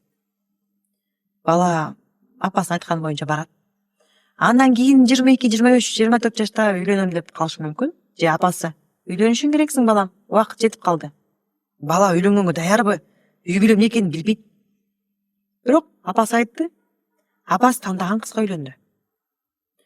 Анан келинчегин алып келгенден кийин апасы айтат: балам, сен келинчегиңе катуу кармаш керексиң.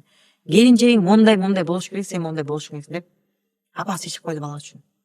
Бала ошол убакта үй бүлө кандай болуш керек, мен үй бүлөнүн кожоюну кандай милдетим бар экенин билбей калат.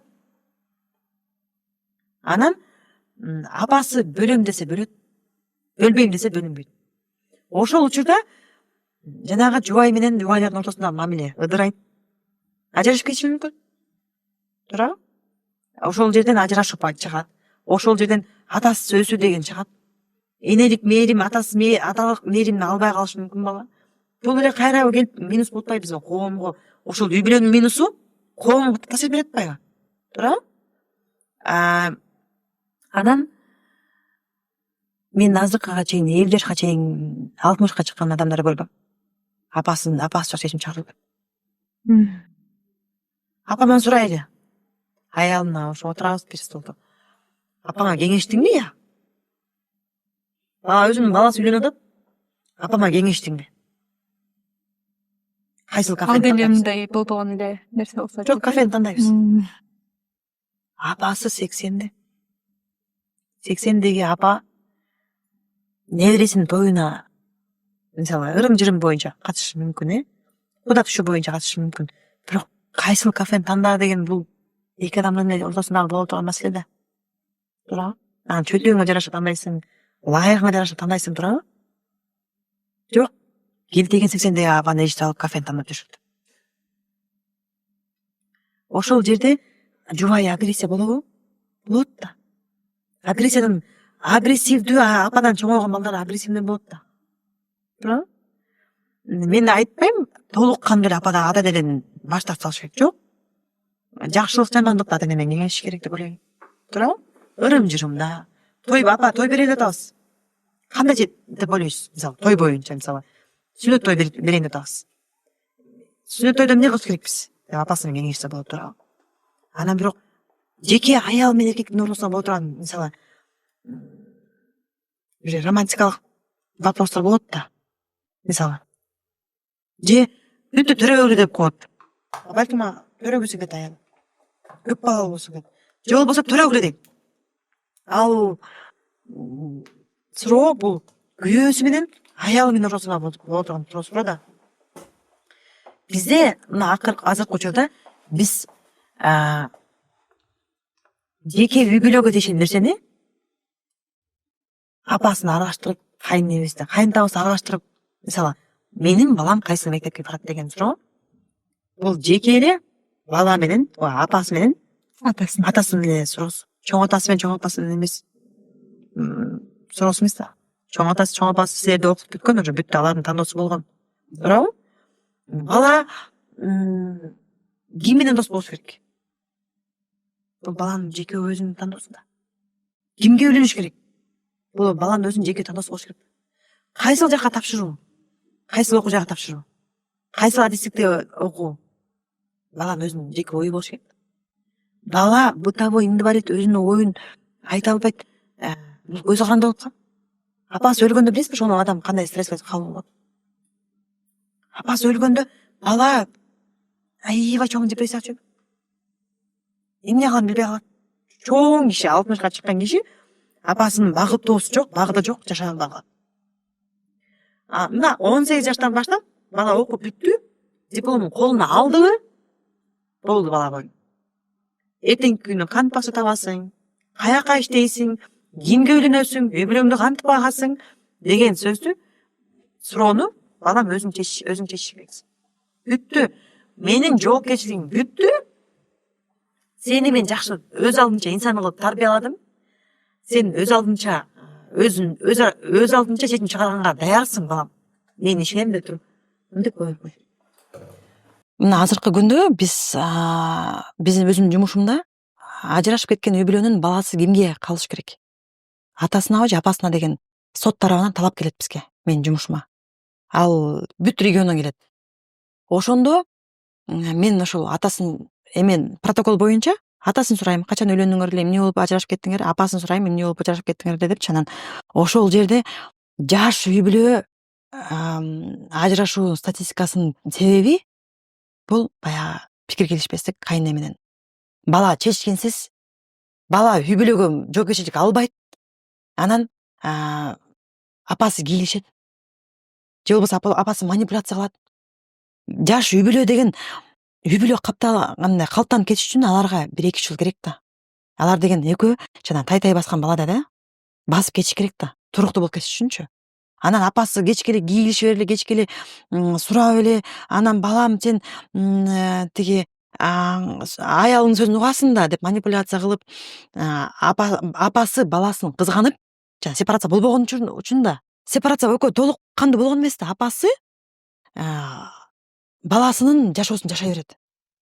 Айттым го жана, диплом алгандан кийин эле бүттү. Балам өзүңчө жашайсың деп түртүп коюш керек да. Жок, анткиси келбейт да, апасы өзүнүн жашоосун ошо балага байлап алат дагы, бала менен чогуу жашайт. Жок, ал баланын өзүнүн тагдыры болуш керек да. Анан ошол менин мына азыркы күндө бизге ажырашуу боюнча соттон талап келген талаптардын эмесин карасам, статистикасын карасам, 60% ошол апасынын эмеси. Апасы кийлишип, жанын койбой келинин мынтип тинте бергенден. Ошон үчүн балдар ажырашып кетсе дагы алар экөөнүн ата-энесинин кийлишпегенинен эмес, өздөрүнүн көйгөйү менен ажырашса, ал башка суроо. Бирок бул жерде дагы жанагы суроо турат. Биз апалар аял затына кандай мамиле кылганды үйрөтпөйбүз да. Туурабы? Мектепте баягы бала тийишет. Анан тийишсе, эмнеге сен менин баламды уруп коюптурсуң деп апасы ызылдап келет. Ага чейин баласы ал кызы чачын жулгулап, чапкан менен иш жок. Же болбосо бала жактырып калган ал кызды. Кантип эме кылганын билбейт. Мисалы, бала жактырып калса, мына кече мурда күнү менин кызыма гүл бериптир, момдур букет бериптир да. Анан ал бала ошол сүйүүсүн билгизип берип атат да. Анан мен күйөөм ызылдап, кандай бул букет берет деп ызылдап мерш болуп кетти. Анан кызым айтып атпайбы?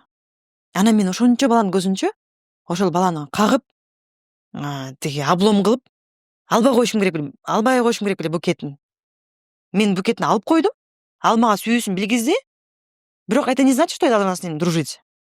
Просто он показал свою любовь. Я ему разрешила показать мне любовь деп койду, болду. Анан папасы отуруп калды. Унчукпай эле. Ал мага букет берсе, ал менен эртең үйлөнөм деген сөз жок. Же ал экөөбүз тиги кыз жигит болуп алабыз деген сөз жок. Просто эле ал мага гүл берди. Балким ал гүлгө акчаны көп убактан бери чогултуп жүргөн деп ошол кичинекей кызым ушундай атасына жооп бергенде, атасы унчукпай отуруп калды. Апе, бул чоңойгондурбайбы кызым депчи. Ошол бала ошол апасы менен жакшы мамиледе болсочу, атасы менен апасы менен жакшы мамиледе болсо, сүйүп калса деле айтып келет го. Пап, мага жагат ушул кыз деп. Анан мамасы деле, эми жакса, бул жакшы нерсе. Жактыруу, сүйүү деген жакшы нерсе, балам. Анда открытка берип кой, гүл берип кой, мишка берип кой деп үйрөтсө, ошол аял затына кандай мамиле кылганды үйрөтсө, апасы эртең экөө үйлөндү, табышты, үйлөндү, үй бүлө курдуң балам. Мына ушул үй бүлөңдү сактап калган сенин колуңан деп бала апасы үйрөтсө, анда бала дагы жоопкерчилик алат да. Кой. Анан балам, аял киши боюнда бар кезде капризный боло берет. оюнан жана чубак ажы да айтты го. Айтып жүрдү го эмелерге, мырзаларга. Аялыңар сүйлөй берет, эмоция, аял деген эмоционалдык жан, ал эмоция менен сүйлөй берет. Эмсе эркексиң да, көтөрүп кой деп апасы тарбия берип, атасы тарбия берип турса, колдоо көргөзүп турса, ошол тай баскан үй бүлө бекем болуп кетет. Анан ата энесине эле жагымдуу болуш керек да, үй бүлө баласы үйлөндү, ошол үй бүлө менен бекем жашап атат деген бул жакшы нерсе да. Баласы ажырашып кетти дегенге караганда, ошол бир үй бүлөсүн бала түтүн булатып, келин экөө, аял экөө мындай үй бүлө куруп кетти деген аябай сонун нерсе да. Балдар, канча балдар ана эме атасы өсүп атат, ажырашып кетип атат. Канча үй бүлө бузулуп атат. Кече дүңгүрөп той берип, бүгүн ажырашып атат. Туурабы? Бул ошол апасы, атасы берген тарбиядан көз каранды. Аял затына, карындашыңа мондай мамиле кылыш керек. Сен эжегиңе мондай мамиле кылыш керексиң. Атасы сен апаңа 8-март эмес, тууган күндө эле мондай куттуктап, апа тууган күнүңүз менен, апа жакшы көрөм деп атасы баласына үйрөтсө, апасына мамиле кылганды. Атасы карындашына же эжекесине мамиле кылганды үйрөтсө. Аял затын сыйлоо деген бул жанагы тиги подкаблучник деп атпайбы элдер шылыңдап. Жок. Чыныгы мырза, өзүнө ишенген татыктуу мырза, ал акыл эсимен туюп турат. Бул мени келечек балдардын энеси. Экөөбүз үй бүлөбүз, экөөбүз бир адамбыз деп үй бүлөсүн калкалап эркек киши колдоп кетсе, түртүп кетсе, анан артында ата энеси дагы балам, сен чыдамкай болушуң керексиң, көтөрүмдүү болушуң керексиң. Үй бүлөнү багып, аялыңа тиги тамак ашты алып кел. Продуктуну алып келсең, азык түлүктү. Аялың тамак сап берет. Колуна акча берип койсоң, ал аялың коротпойт. Өзүң эле кетирет. Эми аялы карап, өзүнүн карап боенуп койсом эмне болуптур, мисалы? Болот, аял кишиге акча берип туруш керек. Аркы беркисине берип туруш керек. Зато аялың сенин кийимиңди жууп берип атат, тамагыңды кылып берип атат деп мындай үй бүлөдөгү болгон жашоо шартты жакшылап түшүндүрсө, эркектин ролун, аялдын ролун, кыз тарап аялга кызга жакшы тарбия берсе, кызым, сен мондай болушуң керексиң. Бул мындан ары бул сенин үй бүлөң. Болбогон нерсеңди мага айтып келип, мени аралаштырба, кызым. Бул сен ушул баланы тандадыңбы, ушуну сүйөм деп. Эми экөөңөр жашап кеткиле. Деп апа кызды жакшы тарбияласа, үй бүлөсү. Баланы ата энеси жакшы тарбияласа, бул үй бүлө эметип кетет. Бактылуу болуп кетет, жашап кетет. Азыркы күндө жашап кетиш керек. Боюнда болуп ажырашып атат, 5-6 бала болуп ажырашып атат. Бул эми жанды кеткен нерсе да, өкүнүчтүү нерсе. Азыркы коомдун өкүнүчтүү нерсеси ажырашуу көп болуп атат. Ажырашканда ким жабыркайт? Бала жабыркайт. Ортодогу кичинекей бала жабыркайт. Эки адам ажырашканда эле жанагы Европада укмуш ажырашат дейсизби? Красиво. Ажырашпайбызда, тытышабыз да. 3-4 жыл тытышып, жамандашып, кырылып, бири-бирибиздин нервибизди жамандап атып, баланы тартабыз да. Ошондо мен өзүм жумушман, соттук изилдөө болуп атпайбы? Сот тарабынан изилдөө кылып бергиле дегенде, ошол үй бүлөнү бир күн изилдейм, 2 күн изилдейм да. Ошол заключение жазганга чейин мен ошол баланын кыйналып, чайналып калганын көрөм. Ошон үчүн коомдо ажырашуу эки адамга да таасир эмес. Бул балага, коомго, бүтүндөй элге таасир берет да. Туурабы? Ажырашкан үйдө өскөн бала, атасын жакшы көрбөгөн бала, ата энеси менен жакшы мамиледе болбогон бала мектепте деле кандай болот? Настроениясы жок, окууга желаниясы жок болот да. Ошон үчүн биздин идеологиябыз болуш керек. Сепарация, баланы өз алдынча кылып тарбиялоо, сепарация, анан үлгү. Сепарациядан башталат баардыгы. Балага болгон мамиле. Биздин кыргыздын идеологиясы болуш керек. Психология дегенде биз багыт деле, батыш деле карап эле, тиякта карап эле, анан тиги Россияда ушундай экен, жок. Россияга биз туура келбейбиз, Россия башка, биз башкабыз да. Европа башка, биз башкабыз. Биз көчмөн калкпыз биринчиден. Биз кыргызбыз. Биздин каныбыз, ДНКбыз, ой жүгүртүүбүз башка дегенди таңылош керек. Биз кыргыздын үрп адаты, маданияты сакталып калыш керек да.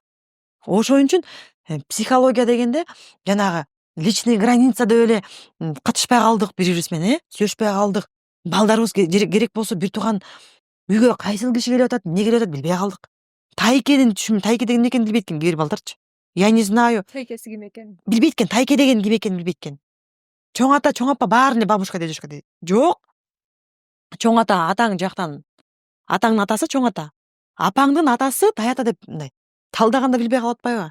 Ошон үчүн биз өзүбүздүн тарбиябызды жана макал лакаптардын тарбиясы канчалык деңгээлде таасирлүү, ошону биз мындай психология экөнү айкалыштырып жууруп кетиш керекпиз.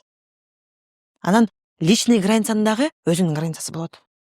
Личный граница жана айттым, баланын бөлмөсү болуш керек, өзүнүн жеке ойгу жүгүртүүсү болуш керек. Бирок ошо менен бирге бала үй бүлө менен аралашканды билиш керек да. Туугандар келип атса саламатсызбы деп учурашып койгон эмнеси жаман. Туурабы? Тууган деген сенин үйүң комнатаңа кирбеш керек, ооба туура. Бирок комнатаңан чыккандан кийин сен үй бүлөгө аралашканды билишиң керексиң. Ошол туугандарга учурашып коюп, чай куюп берип койгон эмнеси жаман. Туурабы? Сый элементардык бул сый мамиле. Туугандар менен карын катнаш түзүү, тайке байкенин айырмасын билүү, тай же эжекенин айырмасын билүү, биздин салтыбызды билүү бул жакшы нерсе да. Ошону психологияны биз мындай жалаң эле өзүмчүл болгонду үйрөнүп эмес, менин границам, менин жашоом, менин ой жүгүртүүм эмес, биз коом менен аралашканды үйрөнүш керекпиз. Коом деген бул биз мына Кыргызстан коом. Ошол коомдун тынчтыгын бузбаш керекпиз, тартибин бузбаш керекпиз. Коомдо өзүбүздүн алып жүрүүнү үйрөтүш керекпиз. Мунун баардыгы үйдөн, андан кийин мектептен, андан кийин чөйрөдөн башталат. Бирок үйдөн сиз баланын фундаментин жакшы түзсөңүз, чөйрөгө жана жаман чөйрөгө кошулуп кетпейт балаңыз. Анын үчүн 10 жашка чейин фундаментти бекем кылыш керекпиз. Андан кийин фундамент бекем болсо, бала жаман немеге аралашып кетсе дагы, бирөө чакырса кел десе дагы, бала апа ушундай атат деп айтып келет. Анан апасы, атасы үчөө үй бүлөлүк эмеде, кеңеште бала мандай болбойт, ал нерсе болбойт деп чечип алышат. Психолог жок эле. Негизи үй бүлөдө карым катнаш жакшы болсо, мына психолог ата-эне балага кереги жок. Эң жакшы балага психолог, бекер психолог тем более. Бул апасы, атасы. Анан балким мугалими. Ошон үчүн психология дегенде биз биринчи адамдын өсүп өнүгүү этабын билиш керекпиз. Анан балага критикалык ой жүгүртүүнү билиш керекпиз. Анан баланы биз канчалык сөйсөк дагы 18 жашта уже өз алдынча кылып чоңойтуш керекпиз. Жана бүркүттү мисал келтирдиңиз го ошондой кылып. Кыз бала үчүн атанын мерими канчалык деңгээлде маанилүү?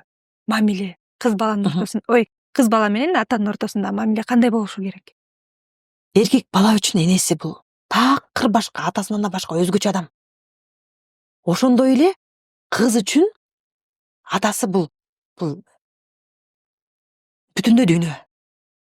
Анткени сиздин кызыңыз, мисалы менин кызым, мага көп эркелебейт, атасына эркелейт да. Апам көйнөк алып бер деп кечке ушуну көргөзөт. Менин реакциям эмес, атасынын реакциясын күтөт. Ошондо дайыма айтам, мактап кой, комплимент айтып кой деп. Анан атасы мактап койсо, дардылаңдап, ушунчалык бир өзүн неметип сезет да. Бул деген кызга табиятта боло турган, табиятта таандык, кызга таандык нерсе да. Эркелеп, назданып. Анан атасы ошол эле убакта коргоочу. Мисалы даже үйдөн урушуп койсоң, кызың барып атасына айтат го. Апам мени урушуп деп. Коргоо издеп атат ошондончу. Анан мектепке ызычы болуп бир нерсе болсо, кыз атасынан колдоо күтөт. Атасы мейли жумушта болгондо деле атам бар деген атанын сүрүү, атанын образы кандай, атанын орду.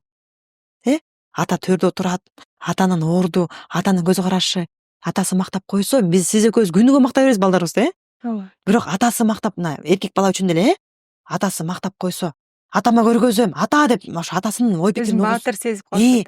атасынын ой пикирин уккусу келет бала. Анан жанагы атасы кызына белек берип, комплимент айтып, кызым, сен принцессамсың, ханышамсың деп өстүрсө, кыз ошол нерсеге көнүп калган да, мээси көнүп калат.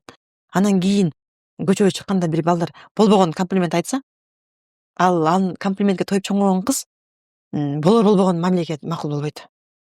Алданып калбайт жанагындай. Кайсыл кыз Кандай камкордукту атасынан көргөн көргөн да ал сүйүүгө көмүлүп өскөн кыз да. Ошон үчүн атасынын реакциясы, атасы берген сүйүү кыз үчүн аябай маанилүү. Бул кыз үчүн эң таттуу мамиле. Анткени сиз экөөбүздү кызыбыз башкача кабыл алат. Апасы постоянно мактай берет да, биз мактай беребиз го. Сен сулуусуң, сен көйнөң сон депчи. Бирок атасы мактап койгон көйлөктү чечпей кийет кызым. Экинчи кызым тим эле атасын укмуш. Атасын алдаганда да укмуш, ал дейт. Ата, сиз деген геройсуз деп жөн эле 100 сомду алып коет да. Мен 100 сом сураса бербейм да. Анан атасына келет дагы, ошо атасына калган көрдүңүзбү мамилесин. Акырын жакындап, соймолоп келип, биринчи комплименттен баштайт. Менин атам дүйнөдө эң жакшы. Менин атам герой. Папамды сүйөм деп укмуш, кучактап, өпкүлөп, алдаганды билем да, көрдүңүзбү? Бул дагы баягы Жашоодогу табит өзүнүн табиятында болгон нерсени өнүктүрүп атпайбы атасынын аркылуу? Жана эркеликти, эркелип, назданып, атасы менен, эркек киши менен мамиле куруу атасынан башталат да. Бул дагы баягы атасы менен кыздын ортосунда тыгыз мамиле болгондо ошентип эркелеп барып сүйкөнүп, өзүнүн каалаганын сурай алса керек да. Эгерде андай мамиле башынан жок болсо, же болбосо балким кыз ошентип келсе, атасы кагып койсо бара албайт да. Ошентип кичинекей кезинде атасынан жакшы мээрим ала албаган кыз кийин кандай болушу мүмкүн? Мындай да, кээ бир убактарда атасы бар үйдө, бирок атасы жоктой да. Мындай, атасы эмоцияга жок, реакция жок. Үй бүлөгө келет кечинде, бирок үй бүлөгө аралашпайт. Же атасы каза болуп калган, же ажырашып кетип, атасы менен мамилеси жок, Ал кыз биринчиден коопсуздук деген сезим жакшы калыптанбай калат. Анан сүйүктүү болуу деген нерсе. Эркек, бул атасы эркек да по-любому. Мындай, сүйүктүү болуу, карама каршы полдон жана жыныстан, эркек кишиден сүйүүгө толбой калган кыз кээ бир учурда дайыма эмес. Бул жанагы туура эмес, дайыма эле ушундай болот деген туура эмес да. Кээ бир учурда мындай достойный балага жолукпай калат. Баталданып калышы мүмкүн. Болбогон жанагы жеңил желпи арзан сөздөргө алданып калышы мүмкүн. Анткени ошого тоюп чоңойбай калганда. Анан эртең проблемасы болсо, көйгөй болсо, атасына айтпайт. Атасы болуп дагы атасы менен мамилеси жок болбогон кыздардын жашоосуна таасир берет. Кыз мени атам жакшы көрбөй атат деп өзүнөн күнөө өзет да. Мени жакшы көрбөй атат, мени кабыл албай атат деп. Өзгөчө кыз баланы кабыл албай, анан эркек баласына башкача мамиле кылганда өкүндүрөт да. Мен эркек болуп төрөнсө болмок деп, эркектик сапаты күчөп кетиши мүмкүн. Бул аябай маанилүү.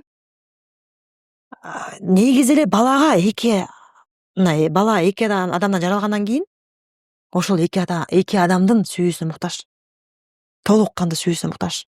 Ошон үчүн төрөп атканда мен ушул балага сүйүү бере аламбы деген суроо. Мен багалам эмес. Тамак балаңызга нан берсеңиз эле чоңоет. Укмуш тамакты берсеңиз эле чоңоет. Туурабы? Ал чоңойбой койбойт да. Ошол балага сүйүү бере аламбы деген сөз. Суроону коюш керек. Мен ушул балага көңүл бура аламбы? Ушул баланы кучактап, өп, мээрим бере аламбы деген сөз. Балага канчалык убакытта, канчалык деңгээлде көңүл, мээрим, убакыт сүйүү бере алам деп өзүнөн сураш керек. Энеси дагы, атасы дагы. Анан азыркы убактарда ошол заманга жараша эки адам кеңешип төрөш керек болуп калды баланы. 5-чи бала төрө алабызбы экөөбүз? Бага алабызбы? Алыбыз жетеби 5-чи балага деп кеңеш керек болуп калды. Эки баланы пландош керек болуп калды. Анткени азыркы убакта гаджеттер пайда болуп калып,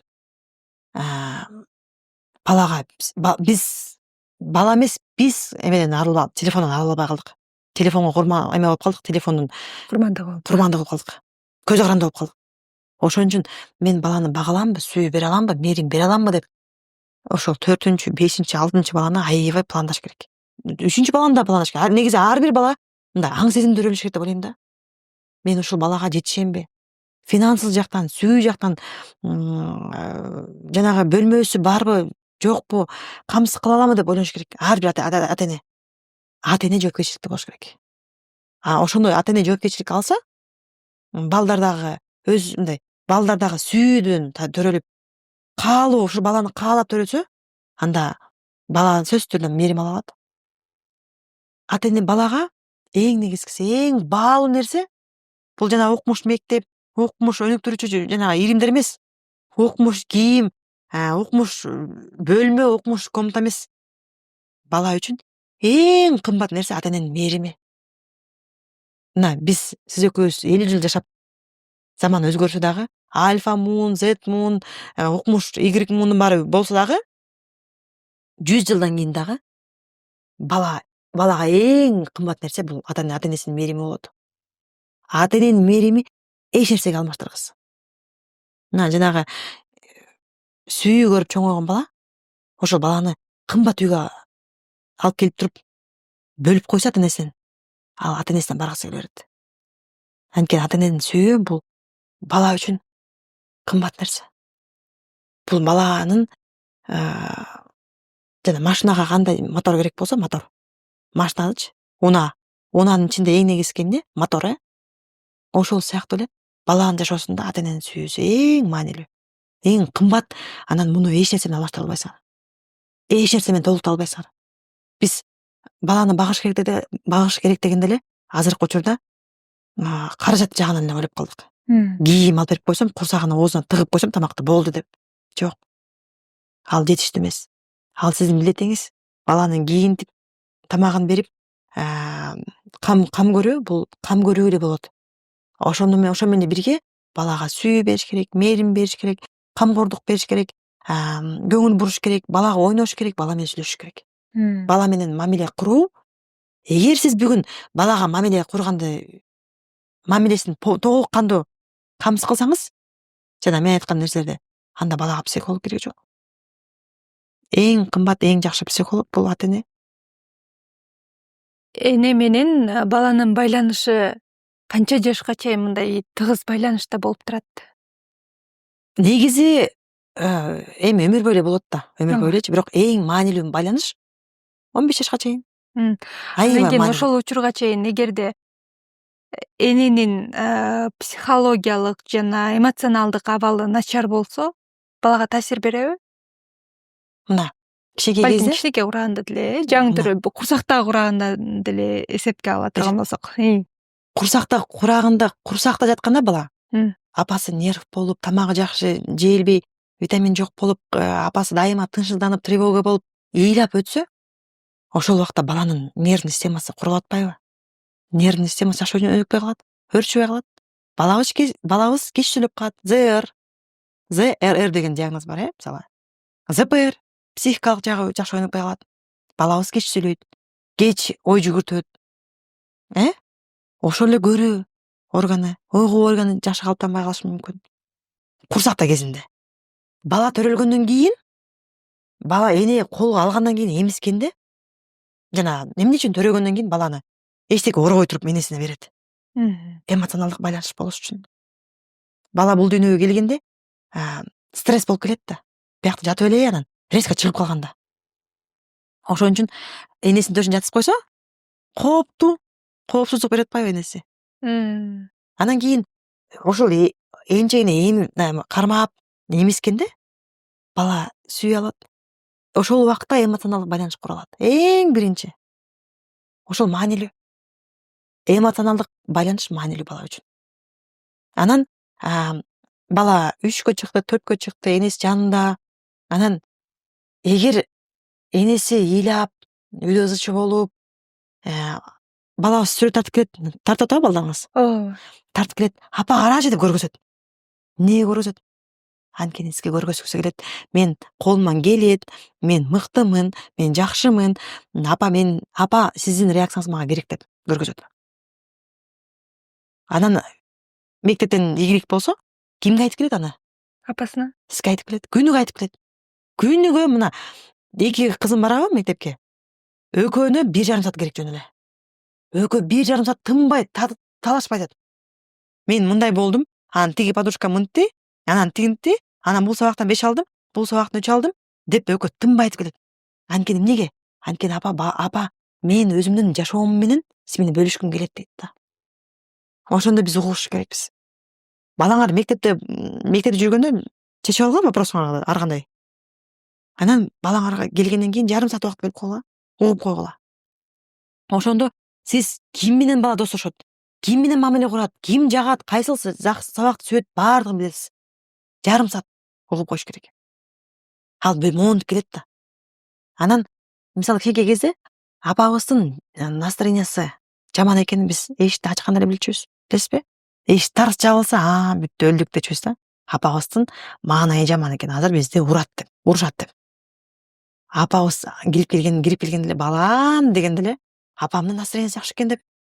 Бала көзү каранды апасынын маанайына. Ошон үчүн канчалык сиз балаңызга мээрим берсеңиз, кийин ошол мээримди аласыз. Мээрим менен эркелетүүнүн айырмасы аябай чоң. Биз эркелете салып атпайбыз балабызды. Жок. Эркелетиш керек, анын чеги менен дагы эркелетиш керек. Бирок мээримге чек жок. Сүйүүгө чек жок.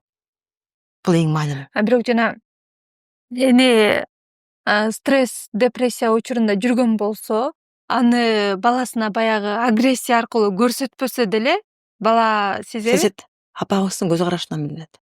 Апам мынтип калганда эле, кабагын түйүп калганда эле билебиз да. Что-то не то. Что-то жакшы болбой атат. Бир нерсе болуп атат. Апам бир нерсеге маанай түшүп калды, кабатыр болуп атат. Кыжаалат болуп атат деп ойлойбуз да. Анан кээ бир кезде отурганда апаң монтип карап койсо эле, что-то мен туура эмес кылдым деп бала өзүнө алып алат да. Бала өзүнө алып алышы мүмкүн. Ошон үчүн айтпайм, үйдөгү атмосфера бала үчүн аябай маанилүү. Бүгүнкү маегибиз аябай кызыктуу болду. Биздин көрүүчүлөрүбүзгө дагы жагып, өздөрүнө өтө жакшы пайдасын ала алды деген ишеничтебиз. Сизге сунушубузду четке какпай келип, баягы бир-эки жолу съемкабыз ишиңизге байланыштуу жылган болсо дагы, ушундайда өзүңүздүн убактыңызды бөлүп келип бергениңизге ыраазычылыгыбызды айтабыз. Чоң рахмат. Буюрса биздин сүйлөшүлбөй калган дагы темаларыбыз, ачылбай калган темаларыбыз дагы көп. Балким кийинки чыгарылыштарыбызда аларды дагы сүйлөшөт чыгарбыз. Рахмат. Чоң рахмат. Рахмат сизге дагы. Ийгилик каалайбыз. Чоң рахмат.